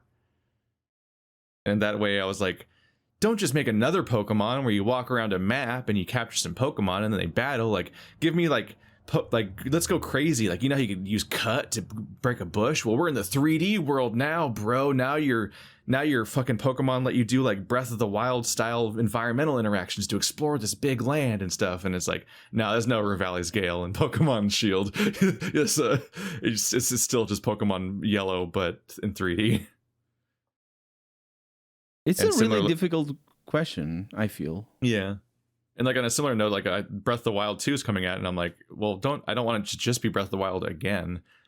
Like, I loved Breath of the Wild specifically because of how different it was from the other ones in a lot of ways, but like Breath of the Wild 2, I'm like, okay, well, what are you gonna do? Like, maybe you can reintroduce the dungeons into the overworld, and then those dungeons give you the dungeon items like they did before. But instead of being like such an obvious like use key unlock, they're fully like Breath of the Wild-ized, and like you get the fucking spinner top thing from Twilight Princess that lets you like grind along walls, but it works on like mountains, and you can like navigate the environment with it. But maybe it has like a fuel mechanic, so you can, or an overheat mechanic, so you can only do it for so long at a time. And there's like an upgrade system for being able to reach further and further with it, and that affects your ability to get around the world, similarly to the stamina system of the original game. Like, I'm like, do something, please. Don't just be like, and more of the thing you guys loved. The way you're talking actually allowed me to come to terms with my own feelings about this. So first off, let's just get out of the way that I hate it when like hardcore niche games get sequels that just become they're shooters now. Congratulations, you have a shooter with a 2 after, or a 3. So that aside, that feeling aside, because it's definitely a bias shooter. Yeah, because that's definitely a bias for me. Is that feeling? But I think there are 2 types of sequels. There are 2 types of games in general, and then the sequels. And your commentary about Breath of the Wild definitely is what made me realize this just now. Is there's games where they're constrained by what they can do, like either because of the genre that they're in or because of the story that they're telling. The games can't be all at all times, and I think from a mechanic, if like Breath of the Wild is all in terms of the mechanics that it tries to put onto the table, like it exhausts the mechanics. It does it all. You don't need more Breath of the Wild. If you want Breath of the Wild 2, you're going to need to introduce new mechanics. But in terms of the storyline, it's not really what the game is there for, even though it does have a storyline and it stands on its own and all that. But it's more of a flavor. And there's games that work kind of the other way around, where the flavor is the mechanics. Like, for example, a turn-based strategy game. The turn-based strategy is just sort of the flavor of the game. Like, what you're really there for is the implementation and how difficult and the challenge and all, like the specifics of how that flavor is implemented.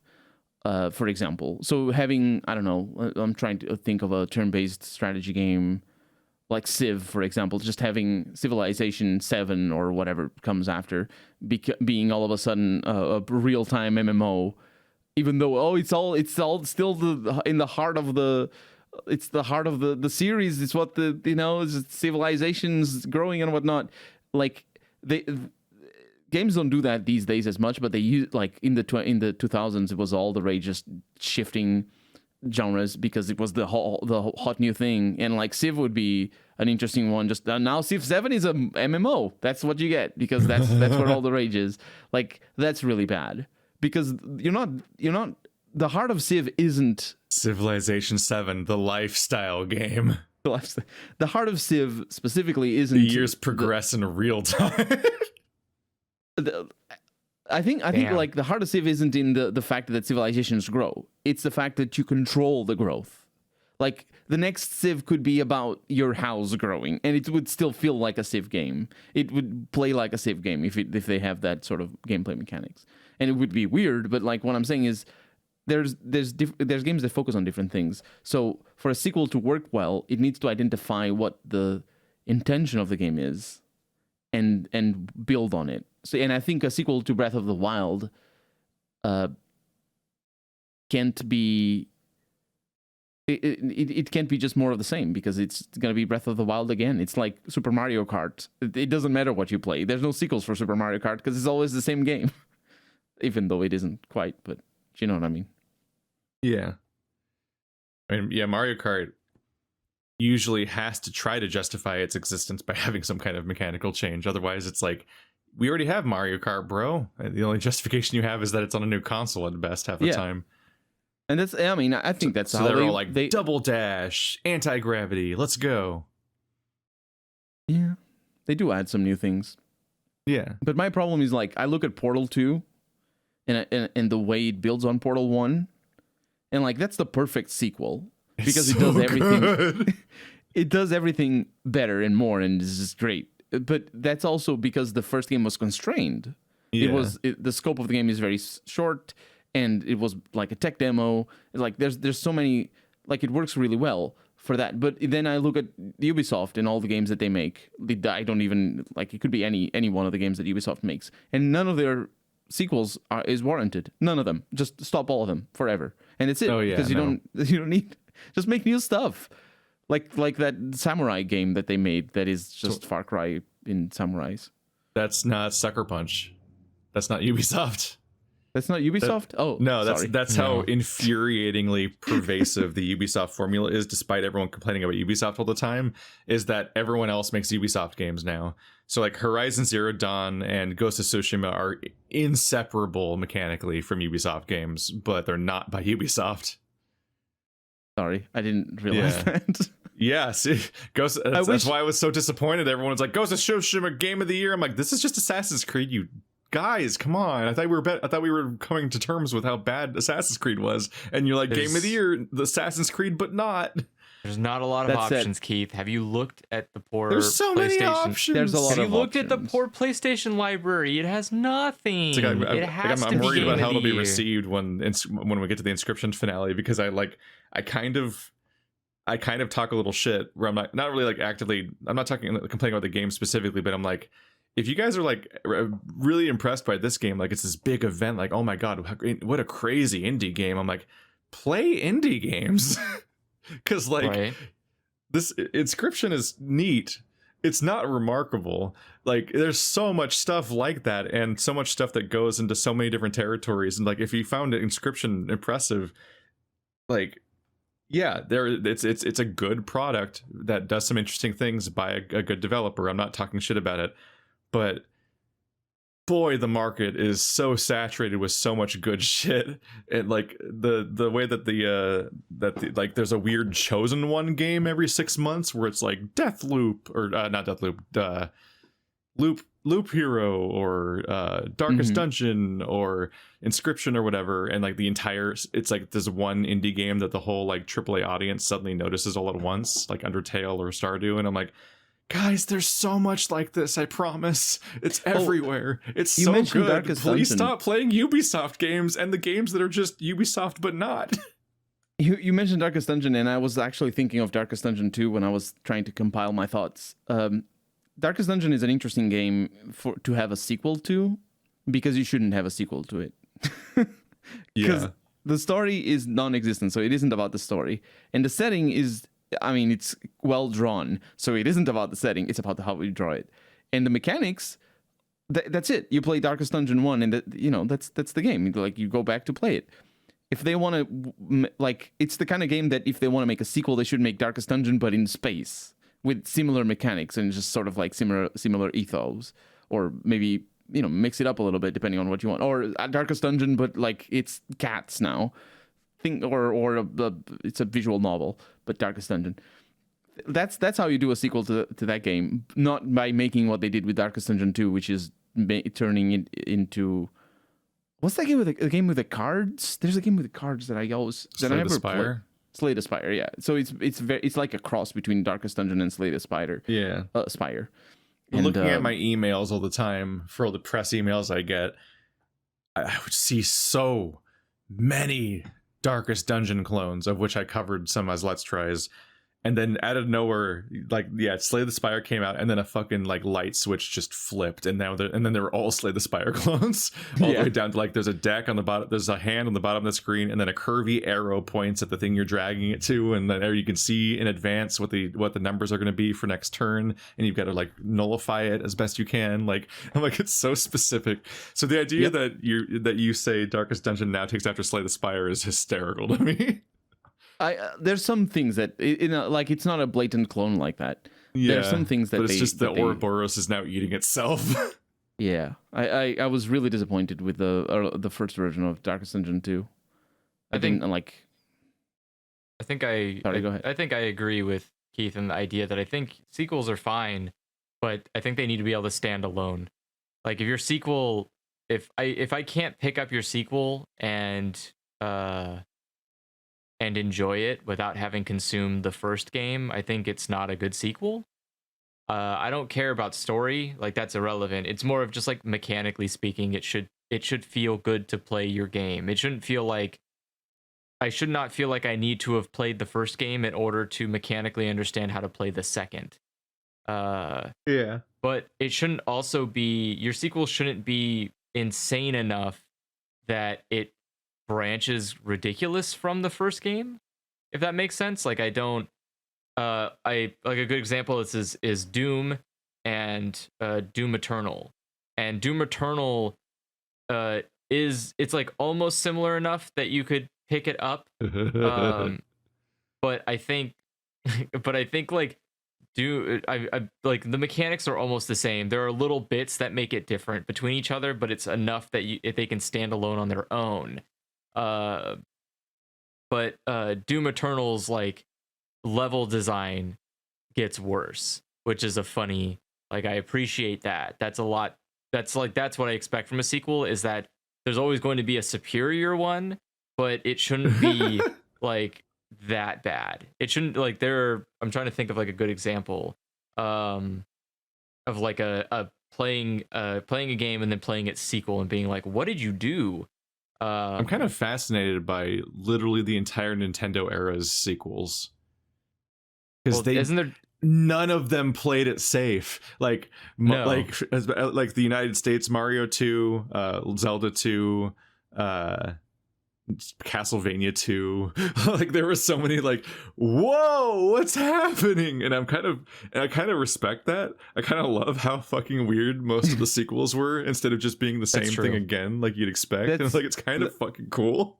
Isn't a lot of it because like they had other games being developed, and a lot of games just are developed without really knowing what they're going to end up being, and then we had this game that was like, I don't know, some other thing, and now it's Super Mario 2 all of a sudden. Well, I guess that's it. I know that was I know that it was literally like that was Doki Doki Panic was a completely different game that just became in the West Mario 2 for some reason, because they instead of them putting out the original Mario 2. Development. I mean, like the Sonic Fox game mid-development changed. Sonic it used Fox to be game?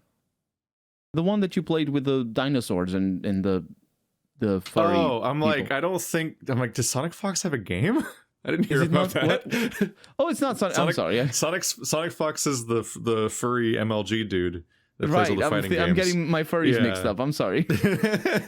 Star Fox Adventures used to be Rareware Games' Dinosaur Planet, featuring like a wolf dude, and then he got replaced by Fox, and then the wolf dude's sister became the love interest that's stuck in a crystal the entire game, and then they had, and it just became, and also it's a weird, complicated gaming.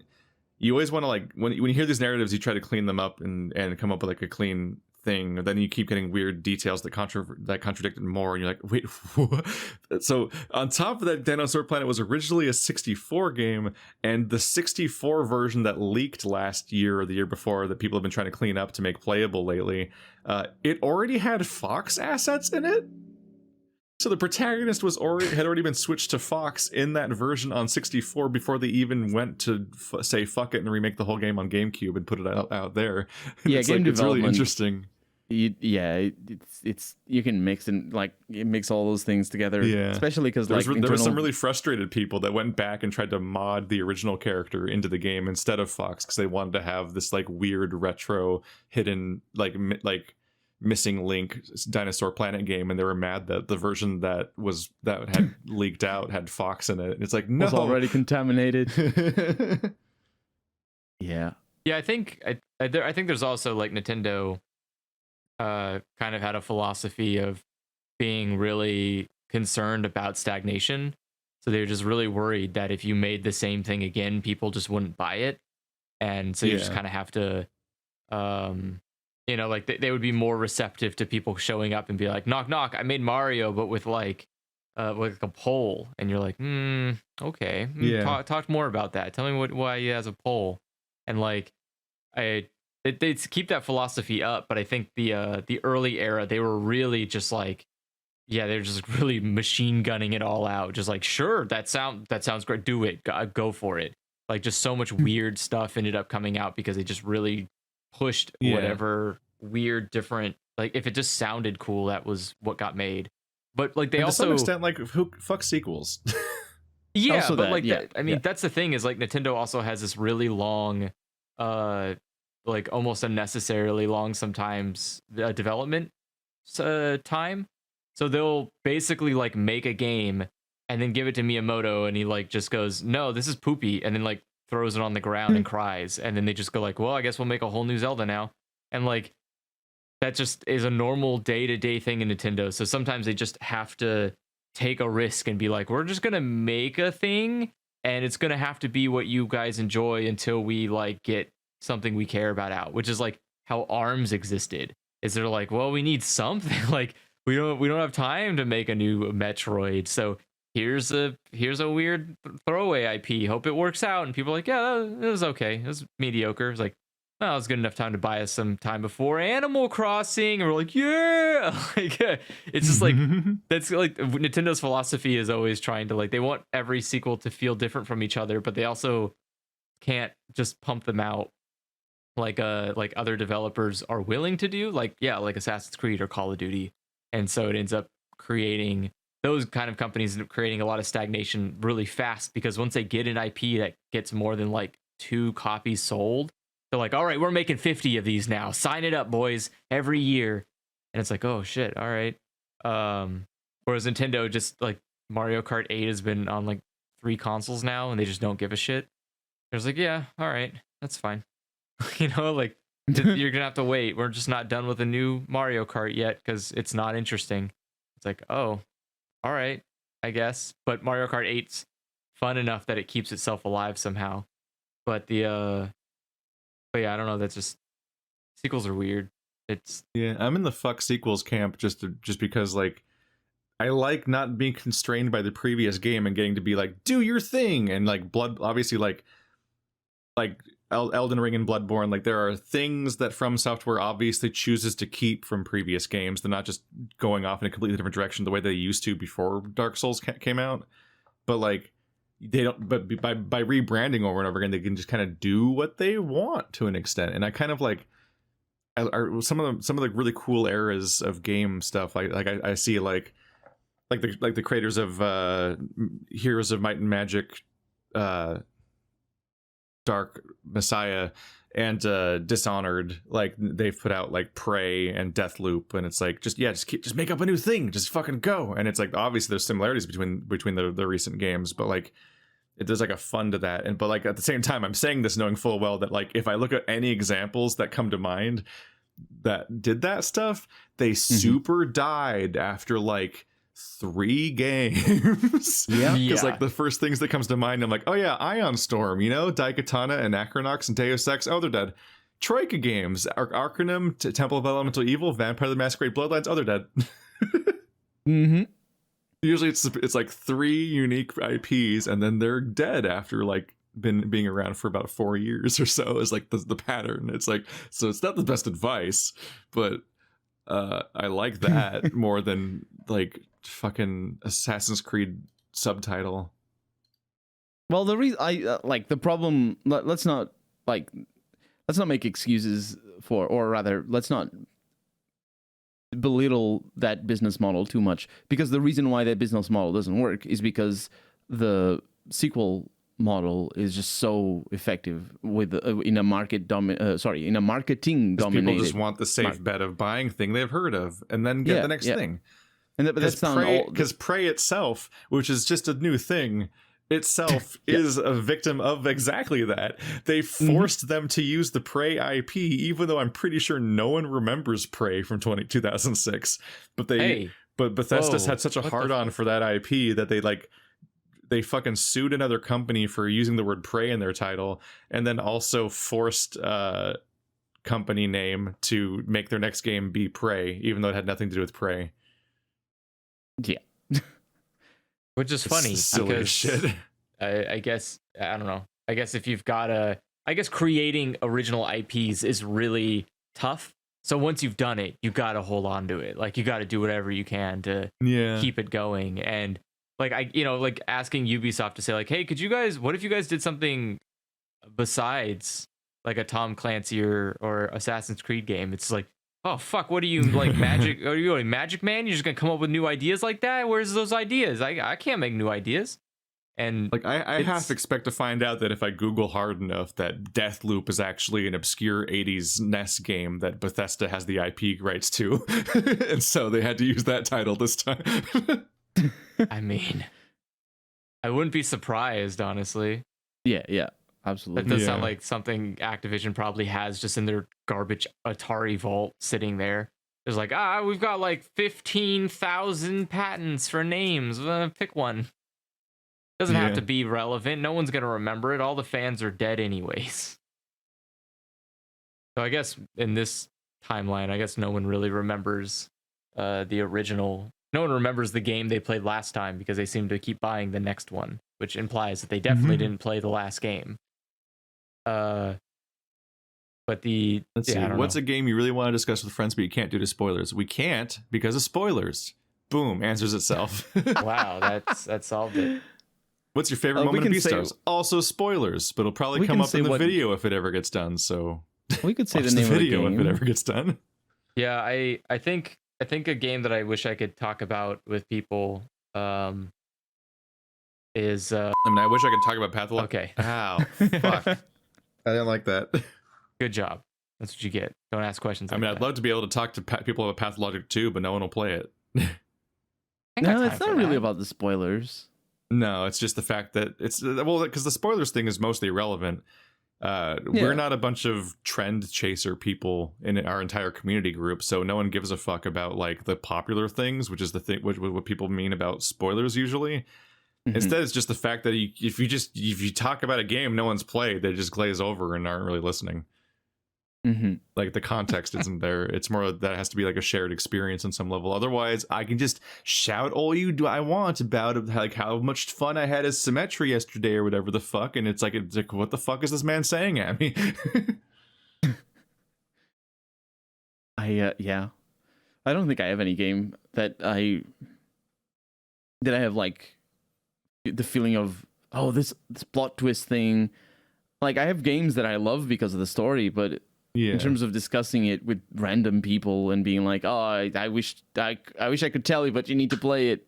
I don't really. The question implies a zeitgeist, like, oh man, yeah, I'm the only one in my friend group that's played the Guardians of the Galaxy video game, and I can't talk to anyone about how it happens at the end. And it's like none of us are. Like, there's not even a one of us that's playing the Guardians of the Galaxy game, let alone the friction of who they're going to talk to about it. I wish I could talk to my friends about House Flipper. They just don't see that it's actually with really all the fun. spoilers. There's no spoilers. And That's the best part. There's no spoilers. It's just no one wants to invest the time in being their own bootstraps pulling up real estate Mongol. All right, guys, you just need to get out there, buy some homes that were waterlogged, and put a whole bunch of ugly wallpaper around it and sell it to like 5 Sell them specific to people. Aquaman. Get it? 'Cause of it. Exactly. And no, what is like? I guess I'm trying to think of like what is a game that has intensive like a walking sim, like Edith Finch. You can't just go around and like talk about that with somebody. You can't be like, hey, let me tell you the whole story. Like, oh, that's just the game though, right? Oops, my bad. Yeah. But besides that, there's not like a lot of games. You know, like you could talk to somebody about Assassin's there's Creed the part of without me that spoiling it. periodically wants to push people to play Night in the Woods and Disco Elysium. Because it's just like the only way to talk about it is if you get around to playing it. It's not even a spoilers like thing because you won't give a shit about what I'm saying if you don't play it. You're like, oh yeah, a cat is angsty or something. I think a Cool. better To play question Night would in the be, what's a game You where need to you play can Night in the talk? Woods. What's a game where you can talk about spoilers, but it won't actually spoil it for anybody who's never played it? Like, Most that games would because be- they don't listen when they don't know what you're talking about. No. I mean, like The a whole game concept that of spoilers sounds... mostly applies to people being engaged with a thing already, and then you True. being ahead of them, and then they have the context for the spoiler.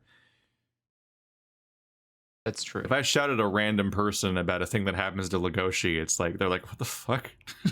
Go away." If you shout at random people, they tend to say that. To be fair. Yeah, but it was a fun day when Stephanie had played through Night in the Woods, and I was like, oh shit, I can talk about this game with somebody. Someone else knows.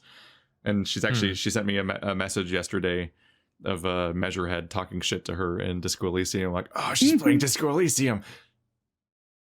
Nice. It's a good game.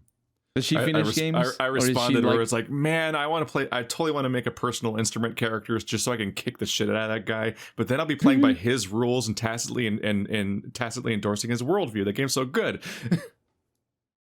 Huh. I still need to beat that. You can punch Nazis and not enforce their worldview. No, it's just a really specific thing about physical superiority. So defeating him via a fight is like endorsing his rules to begin with, to an extent.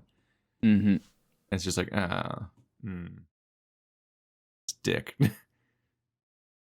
What are your You guys' can favorite punch board other- games? Oh. Monopoly, because it's the only Desperately game trying that to I catch can up on win. this list. I'm I the fucking same. hate Monopoly. Yeah, I'm the that's same. why I win, I because hate- I'm the only one hate- stubborn enough to stick it around, and everyone else leaves after the 5th hour. So Same- the same true here. the true strat to win Monopoly is a war of attrition. Everyone else will always give up on beating Monopoly before you. I just thought of the do. worst video game ever, or the worst board game ever. Like, you ever heard of like Pandemic Legacy and Risk Legacy? Monopoly Legacy. Oh god. Oh, So basically America? Like, what do you Let's talk about estate taxes, motherfucker. Just kidding, there isn't one. Fuck you. Same person wins every match forever. I recently had the experience of somebody inviting me to, I think it was to a Christmas party, and they were like, I bought Monopoly so we can play it. And I'm like, oh my god. Like, I on didn't purpose. obviously didn't say anything, but yeah. They don't listen to this podcast, even though I told them to. They didn't know. How did they not know? It's Monopoly. There's so many other games. Come on, even in Portugal. Because the thing here in Portugal is that the selection is very limited for cool board games. So it's all down to either big company has the IP and they're just the boring games, or you just have to buy it in a foreign language, either Spanish or English or whatever. Yeah. And yeah. Ignoring tabletop, like D&D, my all-time favorite board game's probably Carcassonne, because it's just so fucking clean. You just go, and it's just like a really satisfying loop, and you can just play it over and over again and so on. Yeah, it is a Carcassonne's pretty good time. It's a pretty everyone friendly game too. Like it's not a game that you're gonna, well, I guess not children, but It's not most Twilight people, Imperium. Yeah, it's not Twilight Imperium, obviously, but it's not like you're not going to spend 30 minutes doing the instructions. It's pretty, you can get going pretty quick. But yeah, like Twilight Imperium, though, I enjoy in a weird abstract way where it's not necessarily always fun a lot of the time, but it's just so interesting as a game.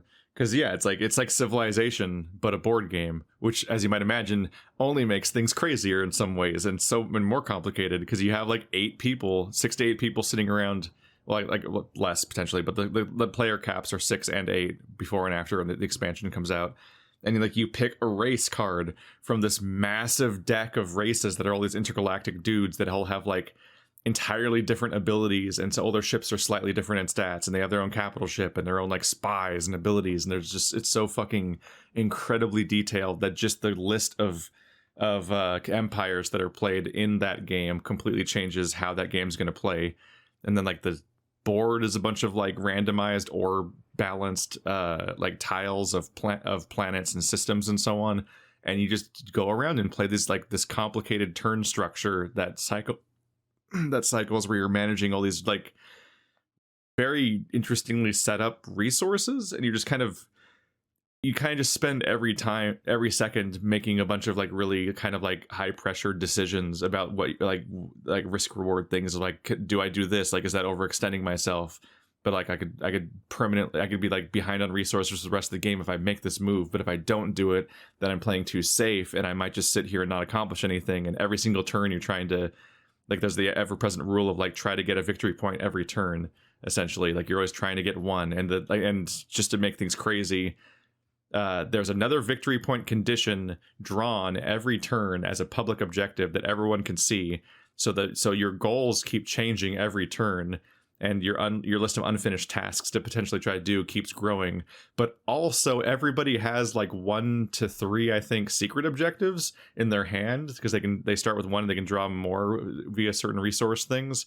And so you have a card that is a completely private objective that nobody knows you have, that is its own weird deranged action to try to perform.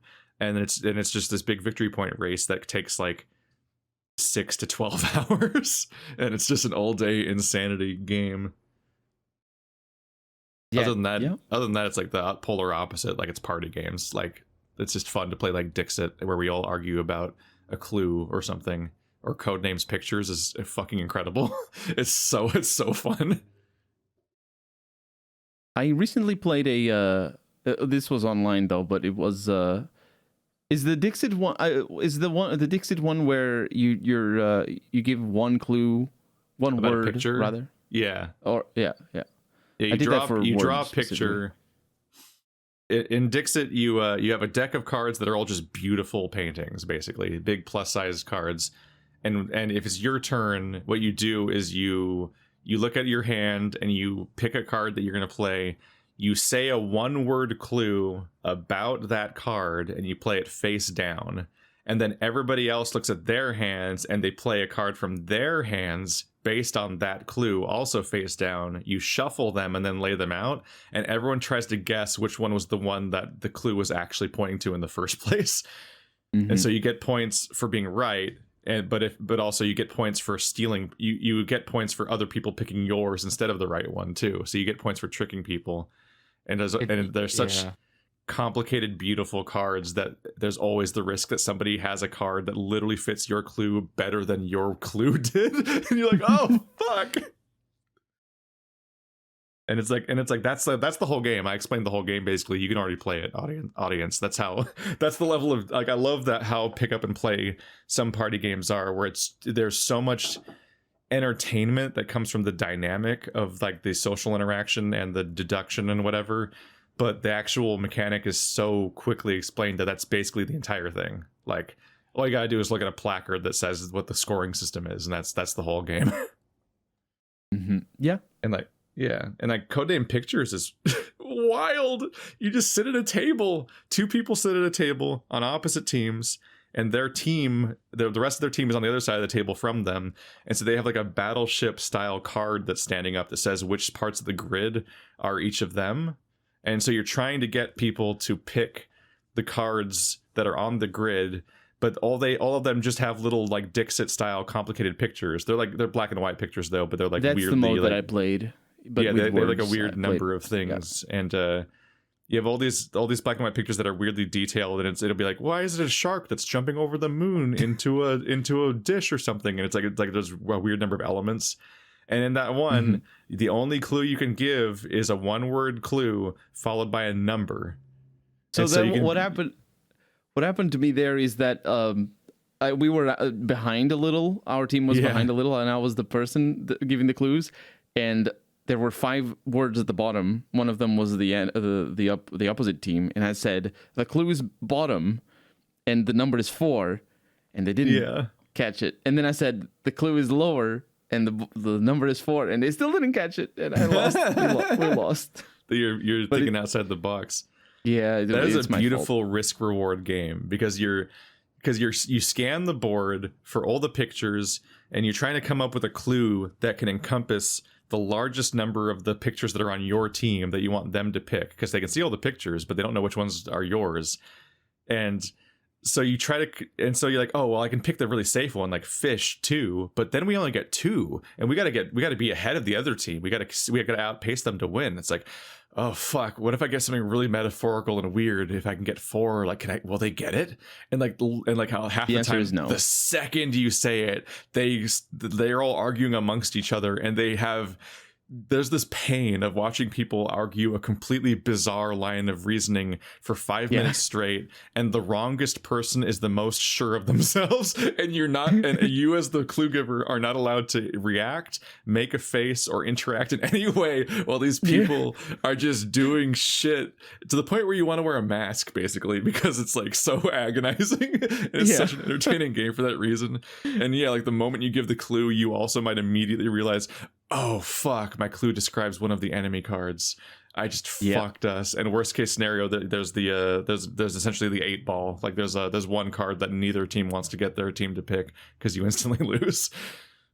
Codename Pictures is great. I've never even played the original Codename, so I don't see a reason to bother. Damn. I was trying to check what the game was. I can't imagine that game without without pictures. It's so good. It's with words, so pictures definitely makes it better. But it's an online thing. Yeah, it sounds like it. It's an online thing. It's like you can do it on a website. I imagine there might be one with pictures. Yeah, we do it in our company Friday stand up, where it's like for half an hour we're just chatting up and playing a game online. Yeah. Oh, okay. That word means different things here. Like your company, your company stand up. I'm like, stand up comedy. Hang on a minute. No, I think that's a bit more extreme than the company like escape room or company karaoke. It's like company stand up. Let's go. Everyone's got to watch my routine. I think the principle or the basic premise of the word is that people are standing up and talking. and they like meet up on that day or whatever, standing up for a little bit and just instead of like sitting down. I think that's the premise. I'm not 100% sure. Company stand-up. new, It's okay? the scariest phrase I've ever heard. I mean, I think some Jackbox games are like that. Yeah.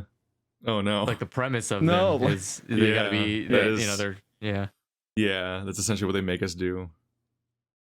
That's why I like. Where did you get such knowledge on design of games and stuff? Your insight's extraordinary, and I'm wondering if you just come up with stuff, or do you actually learn and work in the field? Just gonna read this question. That's just a hand job for me. I played a lot of video games, and then I thought about them. The end. Also, that's it. Also, I watched I've watched interviews about games, and I've watched like essays about games. So I've engaged with other people talking about games in addition to me just thinking about games. But that's the biggest thing. I wanted to be a game developer, but I literally just got a few semesters into Java, and I was like, "Fuck this! I'm gonna study rocks." Yo, guess what? And then I didn't use any of that, and now I play video games for a living. Games are made with Java, so yeah. Come back at it again. You can do it with C++. That doesn't mean you want to. That didn't teach me anything about game design, though. You could do what does Unity work in? Unity's Unity is C. It's Python, right? Oh, it's C. It's C# with Python. Yeah, it's C#. Yeah, there you go. Yeah. I mean, does anyone have anything to add there? Do you have special insight on game development that informs your opinions? Yeah, mine's just mine's based on playing too many games. I mean, I know I've watched a lot of behind the scenes stuff on making video games. I understand limitations of engines. I literally built my stream stuff in Unreal Engine. So I have experience making assets and stuff like that for Unreal. I get it. I get the annoyance of something just as mundane as like, how come this thing isn't lit in properly? And it's like, well, I don't know, man. There's like 15 fucking lights you have to set up just to get the thing to look even visible. It's not my fault I didn't point the goddamn thing at this particular item properly enough. I'm sorry. You want me to go and make another fucking light asset and then re-render the whole fucking level for you? Is that better? Fucking child. Like, I felt kind of vindicated recently because obviously there's like some of my criticisms is just me getting stuck and then bitching about it. But then I watched is it Warren Spector, the creator of Deus Ex? Mm-hmm. Is that the guy? It is. It's in my recommended videos thing, as he did an interview for somebody for Ars Technica, and it was just like, that was literally his explanation for why Deus Ex happened, is just playing other games and being frustrated with them and like, why can't you do this? I'm gonna make a game where you can do that. Fuck it, basically. And it's like a cuddly interview of like, yes, exactly, let's go. It comes from a very personal gripes kind of point of view. I think, like, talking personally, I wanted to, and I still want to develop my own game. But over the years, I've understood, like, I've learned what it is, what developing a video game is, and for one, it's super hard work. Whether you're by yourself or with other people, it is so much work. It's life encompassing. It's everything.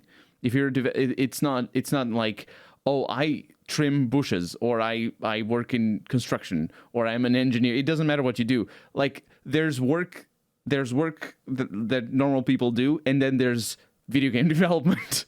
Because you can't just develop, like, well, obviously if you're like an asset creator or a voice actor or other sort of and parcel sort of development, obviously you're not there for the whole thing, and you're still part of the development. But if you're like a designer, or if you're like a programmer, it's like it's your life. it's your work life specifically, obviously, but it's not a walk in the park, is what I mean to say.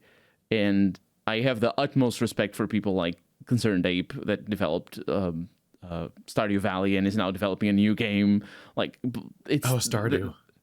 Yeah, it's like that sort of dedication is special, and I don't think most people have it, even with the best of intentions. And the other thing is, people who want to make video games, like Warren Spector, for example, it used to be more that you know, I don't think this happens Smaller anymore. But teams were better. Yeah, that's true. But that's Let's go back to that's old definitely- graphics so we can have like 20-person teams again. The thing is, like, I think back when I was growing up, people were like, I want to make my own game, and I'm going to be able to do all of these things. You're going to be able to shoot up the whole place. You're going to be able to drive around and fly and whatever, Kamehameha and all the things.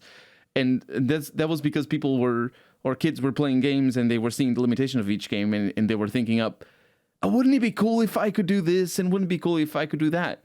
And like that sort of attitude, I think, is not fostered anymore by games as much, mostly because games do a lot of stuff, and there's also so many games, but also because I think our attitude towards new games changed a little.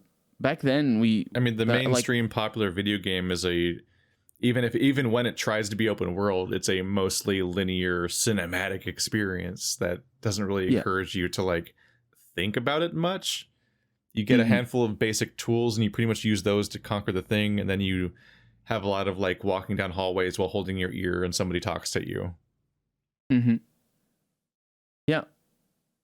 And so it just sort of, I think kids grow up now with games that don't necessarily invite that sort of like, I want to make a Deus Ex. Not that Warren Spector was a kid at the time, but I mean, and like to some extent, there's this terrifying element of like, hey, remember playing GTA and like they started having conversations in the cars on the way to your objective? Like that was kind of nice, right? Little did we know that'd become like the core gameplay of most video games. Yeah. Like, we're on our way to a thing and they're talking, and that's most of the game. Or we're in an elevator and they're talking to hide a load screen, or we're in a. It's just, yeah. So for me, me, pretty cute though. My objective of back then, when I was out of university and trying to find a job, I wanted to make a turn-based role-playing game, and I specifically was trying to make a turn-based system that played like real time, which was, I knew, a foolish thing to do, because it was. But my idea was that I wasn't going to be able to make the game by myself without support from anybody. So my idea was that I could do something and then show a publisher and be like, hey, this is a real-time game, but it really wasn't. It was turn-based in secret. And then that was my whole thing. And I had like the story thought out. I still have the story thought out, and I think the plot twist at the end is brilliant. But it's, but it's time fine. To like, type it all into Twine. No, it's okay. It can be in my head, and it's fine. It's all right. It's just that if life goes that way, I'll make something. But maybe when I do make it, maybe it's not even gonna have combat, and it's gonna be like a Disco Elysium game. And then, can you imagine making a Disco Elysium game? Do you see how many words that game has? Can you imagine? It's incredible. I have so much respect for that game for existing. It's Jesus Christ. I remember being hyped for like a year just based on its art style. I just saw screenshots of it. I'm like, that looks like a really cool game. I know nothing about it. I had no fucking clue how hard it was gonna go. I know, right? When it came out, I was not ready for it. Same thing for me. Same thing with Night in the Woods, where I'm like, this is funny animal people. Let's look at them go. Some guy named Scott Benson people like, apparently, like his art. Let's go. Nope. Yep. And then it was like, holy shit. Is it Scott Benson or is it the other guy? Yeah, Scott Benson is the artist. I still follow him on Twitter. Yeah. Every now and then he gets accused of ripping off his art style from Night in the Woods, which is really funny. It's like, you're close. You're so close to figuring it out. I would always act defensive. Like, no, that guy stole it from me. He stole my art style. He stole my name. Go and check it out. He stole everything. Look at his profile. He's just a complete thief. Yeah. Even the link to his Twitter bios to his Twitter is the same. You also realize that if you followed him on Twitter, then it's like, oh, nothing in that game would have surprised me. Because his Twitter's just like that all the time. I don't think I follow him on Twitter. I hope they make a new game sometime. I'm sure they're working on it. Yeah, I was gonna say it's probably gonna take a while because it's a lot of work. Yeah. Let's see, the Glorious Society. I think Night in the Woods is like 5 years old now. Not bad. more, please. Not more Night in the There's Woods. 25-year-old games that I still need to play. Yeah. What do you just think about the eternity it took to make like the Outer Wilds? Like, I put the original trailer for proof of concept trailer for Outer Wilds in my Let's Plays playlist just so people would see it, because it's so alarming to see that game featured in like a trailer in 2012 with like Nintendo 64 graphics, and like, but all the planets are still already there, and you're like, oh shit, I can actually recognize which one's which, and they already had the ideas and they were still working on the whole idea on how to make it all work. And I'm like, that's jeez. Like that kind of thing makes me realize why the Yick guy keeps trying to bring his game back with new revisions forever, because it's like at some point it's like, I put a decade into this fucking thing, I'm gonna make it good eventually. Being in that situation, I can't imagine what it's like to be like, to pour your heart and soul into something and it's kind of bad. Like, if you realize that, it must be like a terrible thing. Does he realize that though, the Yeek guy? He must realize it because he's revamping the entire game, but his original responses to criticism were not graceful at all. Very smug, like nobody gets it and stuff like that. But then here he is rewriting his entire game, so it seems a lot like he might have come to terms with some of it, but who knows? Do you think that AAA games like Battlefield 2042 have no excuse to be this so bad? Have no excuse. They do have an excuse. They're AAA games. Well, that's the symptom. That's not an excuse. But yeah, the games are so bad. It's really awful and stupid that they're so bad. Because yeah, like indie games dance circles around them in many cases, not with the same production values, but like there's so many well-made projects all the time that I am perpetually just perplexed by the fact that like the biggest media companies doing the biggest things in each of their fields, like Game of Thrones on TV and Star Wars in movies and like stuff like Battlefield and Cyberpunk and a lot of stuff like that, where it's like in many cases you have an ungodly number of people to throw out a project, and you have access to the best resources in the world and the most talented people, and there's just no reason for things to turn out the way they do. Like at some point it has to be like top-down mismanagement on the highest level. Like there's just a fundamental problem in how these companies are structured, where the most powerful people just make the worst decisions and manage the entire company badly, but clearly get away with it because they hold all the power. And so it's like it completely throws away the entire idea that capitalism is this fucking meritocracy at all, because all the most powerful companies have just been shitting the bed for the last like 10 years in so many ways. You're like, but you literally have a formula to follow. And you have access to all of the talent people. You bought all of them. What the fuck are you doing? How is this such a struggle? Like, I know that video game development's hard, but they know how to do it, and they have all the people and the money and can literally just follow their own fucking blueprints, and they fuck up this bad. It's on They're not purpose. trying to be creative. It's working exactly as intended. It doesn't matter if the games are shit. That's the ultimate thing. Because whenever there's consequences, none of the people that actually make money, none of the people that actually are in power face consequences for the game being bad. All the people under them that didn't make the game bad are the ones that are most likely to be fired and liquidated and thrown around and shit, and have to deal with all these life-changing things where they have to pick up and move across the country for their new job. Whereas like the Bobby Kodaks and shit, like, who gives a fuck? Like they're gonna make so much money, and then they're gonna sell their company to make more money, and even when they're losing money, they're making money. Fuck you. Yeah. I mean that's the Capitalism whole appeal. breeds innovation. No, it doesn't. It's like, especially Sure in it video does. games. Well, It doesn't do anywhere, but especially in regulated video capitalism games. does. It absolutely No, it does. doesn't. Yeah, absolutely it does. The problem is that if you only innovation- allow how do you allow innovation when you have like a company allowed to just homogenize and eat smaller developers like EA, who makes Battlefield?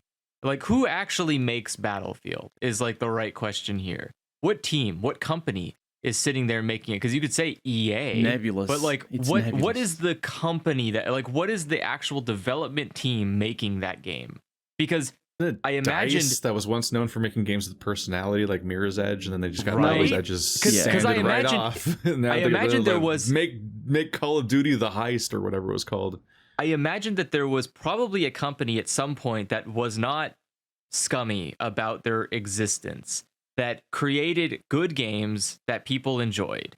And someone came along, scuttling their stupid fat wads of cash around, and went, huh, you're doing things that make money, and I need more of that so I could scuttle around better. And so they just went, mine.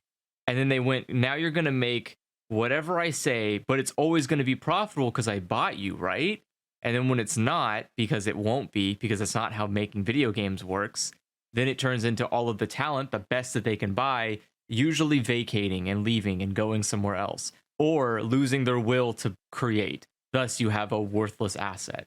It's just, yeah, your best. It's like, again, if you just stop letting people merge, it's fine if game companies just die out. It would be fine if like Rare fizzled out in the 90s and didn't come with us into the 2000s, because it's better than like Grabbed by the Ghoulies.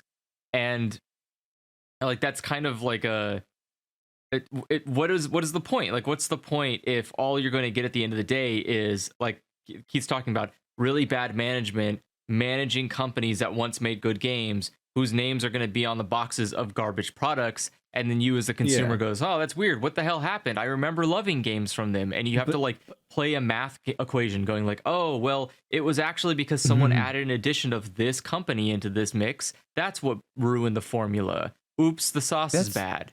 And then also every single company you've ever loved is a fucking ship of Theseus, because the top-down management has an adversarial relationship with everybody that actually works there, and pretty much they just actively bleed they actively bleed talent.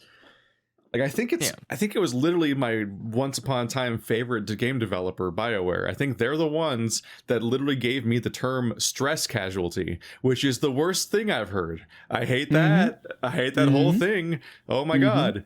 And like my fucking like you bet that like if it ever gets finished, the fucking script for Kingdoms of Amalur has this like, I did the whole intro about the company's history again and how weird that is, but there's stuff to dive in there about how fucked up stuff happened there, like how I mean I'm sure he's rich, it doesn't really fucking matter, but like R.A. Salvatore never got paid because they just didn't ever pay his fee, because they literally just went bankrupt, and fuck you, and all their employees get just scattered to the winds. And then as recently as last year, they finally got their final paycheck, but it was only 14% of their final paycheck, and they tried to reach them at their address that they lived at when they worked there, in an industry where people regularly move whenever they get a new job, which was all of them because they were all fired. So like none of them live there anymore, you dumb shits. What the fuck? What a token weird. I'm happy that game developers that got fired once upon a time got some money during the pandemic and so on for a thing that they should have, like, it was their wage. It's wage theft. Like it's money they were already owed, which is deeply fucked up. But have it being such a tiny insulting amount of money, and then also like them just failing to give it to them correctly because it's just like, it's what a fascinating fucking mess. And the game is sold with R.A. Salvatore on the cover as a selling point, even though he wrote none of the game. He wrote the history for the MMO that the game was retroactively made to be in the universe of, and he was never paid. Oh my god, game development's a fucking nightmare. I'm so happy I didn't follow through with being in it. Jesus Christ. Yeah, it's a weird industry. But I think, I don't know. I think I think there was a heyday, and that was back when there was just a lot of game companies. Back when there just was so many of them, you would have a lot of access to really interesting, unique, good products, which is what we're seeing, like a renaissance of that now with indie developers. It was a lot less gross when there was like 12 dudes making a game. Yeah. There was a lot less problems.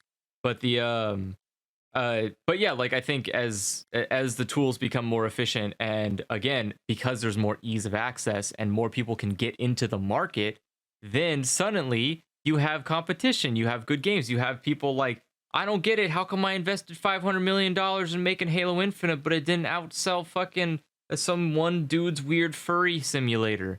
What happened here? How did I fail? And you're like, oh, well, probably because that guy had passion. And you Furry simulator, which simulates just furry. That's it. Yeah. That's the whole goal. Yeah, you just like you have like the difference between what will be VR chat and like the metaverse. And you're like, that's weird. How come a thing where a bunch of copywritten characters can run around and like poop on bar stools is going to be a more lucrative and passionate project than like one of the richest companies in the world? Why? How is this so difficult? And you're like, oh. My point is that the big companies like Electronic Arts or Activision or BioWare or specifically Microsoft, I mean, they're not in the business of making games, and like that is not, that's like they're in the business of making money. Because look at what Microsoft. Look how much they paid for Activision this week, or are supposed to pay whenever the deal goes through. It's 50 or 60 billion, right? It's technically it's 70. They paid like 60. I think 70. it's like 65 billion or 68 billion or something like that. 75 billion. Okay, No, it's just 70. think of how much money that is. That's equivalent of making 1,070 million budget video games. Well, remember, it's also not real money. But the thing is, they have the assets to do that. I'm not saying like they. Well, yeah, of course they do. They're not. Yeah. So why? So Microsoft has been. They didn't just come across these assets. They had them, and they have a lot more besides. They're not like emptying their bank account or their asset account. They have enormous resources, but they don't do 1,070 million games. They do 3. And one of them is publish Anthem, a lot of games or whatever. They are pretty prolific they on publish publishing. them. They for sure. They make a console they make an entire console. They do a lot, like, and you have to remember that like Microsoft is a hydra. It has hundreds and millions. Yeah, of that's heads. where they get their assets from. Yeah, for sure. Yeah, for and sure. so it's not like Xbox made $60 billion. It's that like Microsoft, a company that has a monopoly on operating systems, a monopoly on Office interfaces, a monopoly on like, the monopolies are piling up here. And again, that's what my argument was, is that like that's the kind of stuff that stifles competition. Like you can have companies competing in a marketplace, and it works fine. Like the consumer gets a good product, but you have to make sure that like you're not, like no one's allowed to get too big, and like that's too big. If you can buy like 3 game competition studios, doesn't happen. Competition doesn't happen in games. Like the notion of that. What do you mean it does, but it's bad though. Like you shouldn't. Games shouldn't be like, it's not like a car. It's art. There's no competition. There's yes, like, but there's a limited amount of available profit, and video games come at a absurdly high monetary cost. Even if you're making one, even if you're making like a Undertale, still cost way too much money to make. But the reason why, but the reason why that competition, like. If you release a shooter at the same time that a big AAA shooter comes out, your shooter it doesn't make any money. It's bad for you. But the reason why that works like that is precisely because the big companies can corner markets, and so the competition doesn't like. Basically what I'm trying to say is if the competition in the gaming industry at large worked the same way that console games competition used to work, when companies like Nintendo had an iron fist. I'm not defending an iron fist over the gaming industry for what it's worth, but Nintendo back then, they had an iron fist over what got published, and so the competition within the companies was ruthless, but it was assured by Nintendo. And the reason why that is because no one game, or very few one games, were allowed to grow to a point where they obscured everything else. So you had weird offshoots, and PlayStation started off the same way. PlayStation 1 has, and PlayStation 2 as well, to be fair. They have a level of sort of a lack of uniformity in their games that we don't see in the video game industry these days. And I'm saying that obviously not as a game developer, but my point is, if games were supposed to be art, if they were supposed to be like, what I'm saying is, think of movies. Movies compete with each other, right? But we don't talk about it like that because it's not the primary aspect of a movie. We don't make a movie talk to be about it like that. We do? Yeah, so? absolutely. Yeah, movies are definitely a constant competition with each other. Like, But again, this goes back to the idea that like how much it costs Sonic to beat Birds of Prey in the SJW wars. Yeah, we have a shitty ranking of like most grossing movie of all time. Every single movie has like the biggest box office opening of all times. It beat the Spider-Man, it beat the Incredible Hulk, it beat the whatever other Disney property exists, because that's the only movies that fight amongst each other are Disney movies. But like, the idea is like every I'm talking form real movies, of, not Disney movies. but regardless, even if you okay, fine, you pick like, I don't know, whatever stupid shitty romance drama that came out last week. I'm sure there's one. You can probably pick one.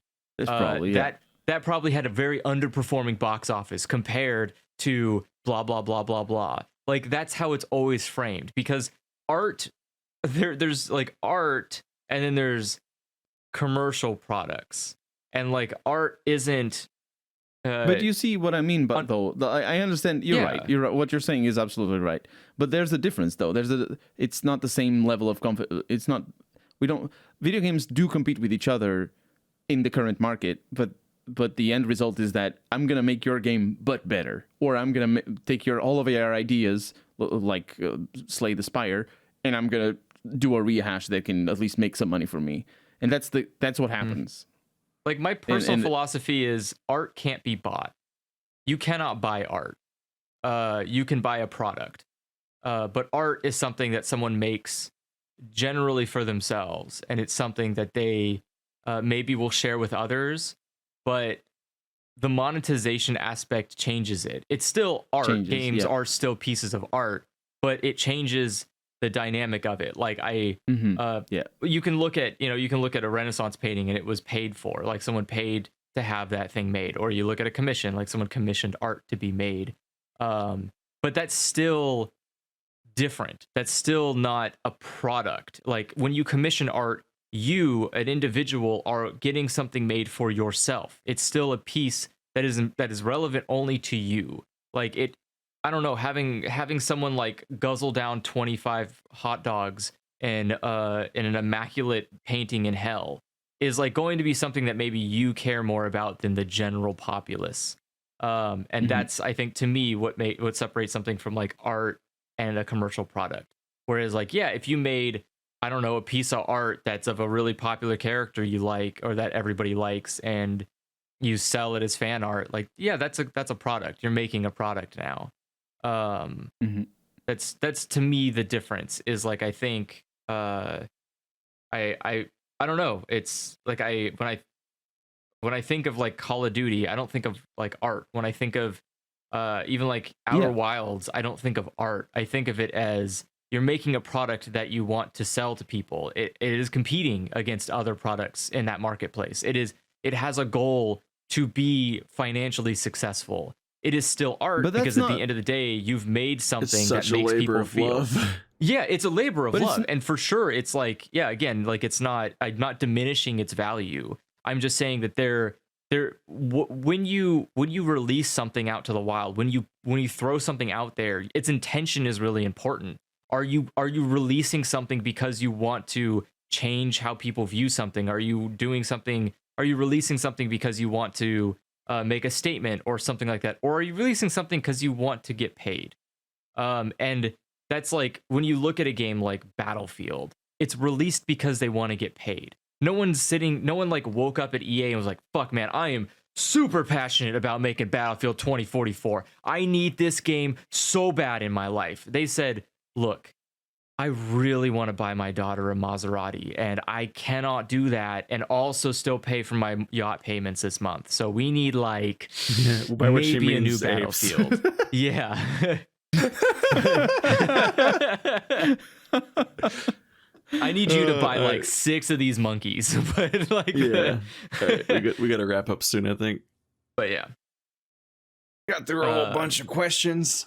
Man, YouTube showing you your stream stats is depressing. I normally can't. What? I normally don't What, like see them the real-time stats as much. Yeah, I normally don't look at them because I'm playing a video game, but I'm just They're not staring very at this active. thing, and I'm like, oh, stop, Jesus. There's always the They're- weird stat yeah. about like you got 1 billion playbacks, but only 20 people are watching, and then it's like the average watch time is 3 minutes, and it's like you would stream for 3 hours, and the average watch time is 3 minutes. Everyone just pops in for a second. But I've banned like 10 bots today. And I'm like, how many, like legit, like how many of the playbacks, I wonder, that spam and then drive down the average watch time are just random weird bots that are just coming in to try to spam a random comment and leave. Like, I wonder what percentage of online traffic isn't even people. Like I'm accidentally introducing a topic. Whoops. Yeah, sorry, I'm not going to get into it. That's what I was about to just mention, was that the bots are really what drives down those stats, and the stats become worthless because of it. But yeah. And they'll do nothing about it. And It's then you just funny get because it's only a depressing problem stats. on YouTube, so it sounds like maybe YouTube just isn't doing their fucking job. Yeah, It's true. The current yes. bot, there's always a current bot trend of just like one type of comment that just happens too much, Yeah. and then YouTube. And then, of course, this is the type of thing that YouTube's fucking dashboard would be like, hey, man, not performing like you used to. We should feel bad about that. We have the power to fix that because we're the algorithm, but you should feel bad. Please read this dashboard about all the way you're underperforming in ways that you can't control. Yeah. It's not like you made less content this month, which could be its own level of toxic, but it's like, no, your content just didn't perform as well. And it's like, yeah, I wonder who controls that, buddy. Yeah. But anyway, good night, everybody. We answered a whole bunch of questions. If you want to answer a question, if you want to send in a question, you send it to dialogchoiceandpodcast@gmail.com, spelled the way that the show is. If you type it wrong, we're not going to get it. I think we have like 2 emails to get to still, basically. That's true. But look at all these questions we didn't answer. Although Take some one of these. them Steal is- them. one Steal of them them right is that now. one I chipped at. That was I'm not. especially since a decent number of them I skipped on purpose. Wow. One of the emails is still that one that has like 20 questions in it. I don't remember where we left off. I We'll might have just to move. You know what? I'm just We gonna gotta put get it in the answered. No, I'm putting it in the answered folder. It's we gotta gone finish now. it. Bye. We gotta Gone. finish it. We got through most of them. He can email us again if he has questions. Make 50 more questions. Email us back. The end. Brutal. Good night, everybody. Bye. Goodbye.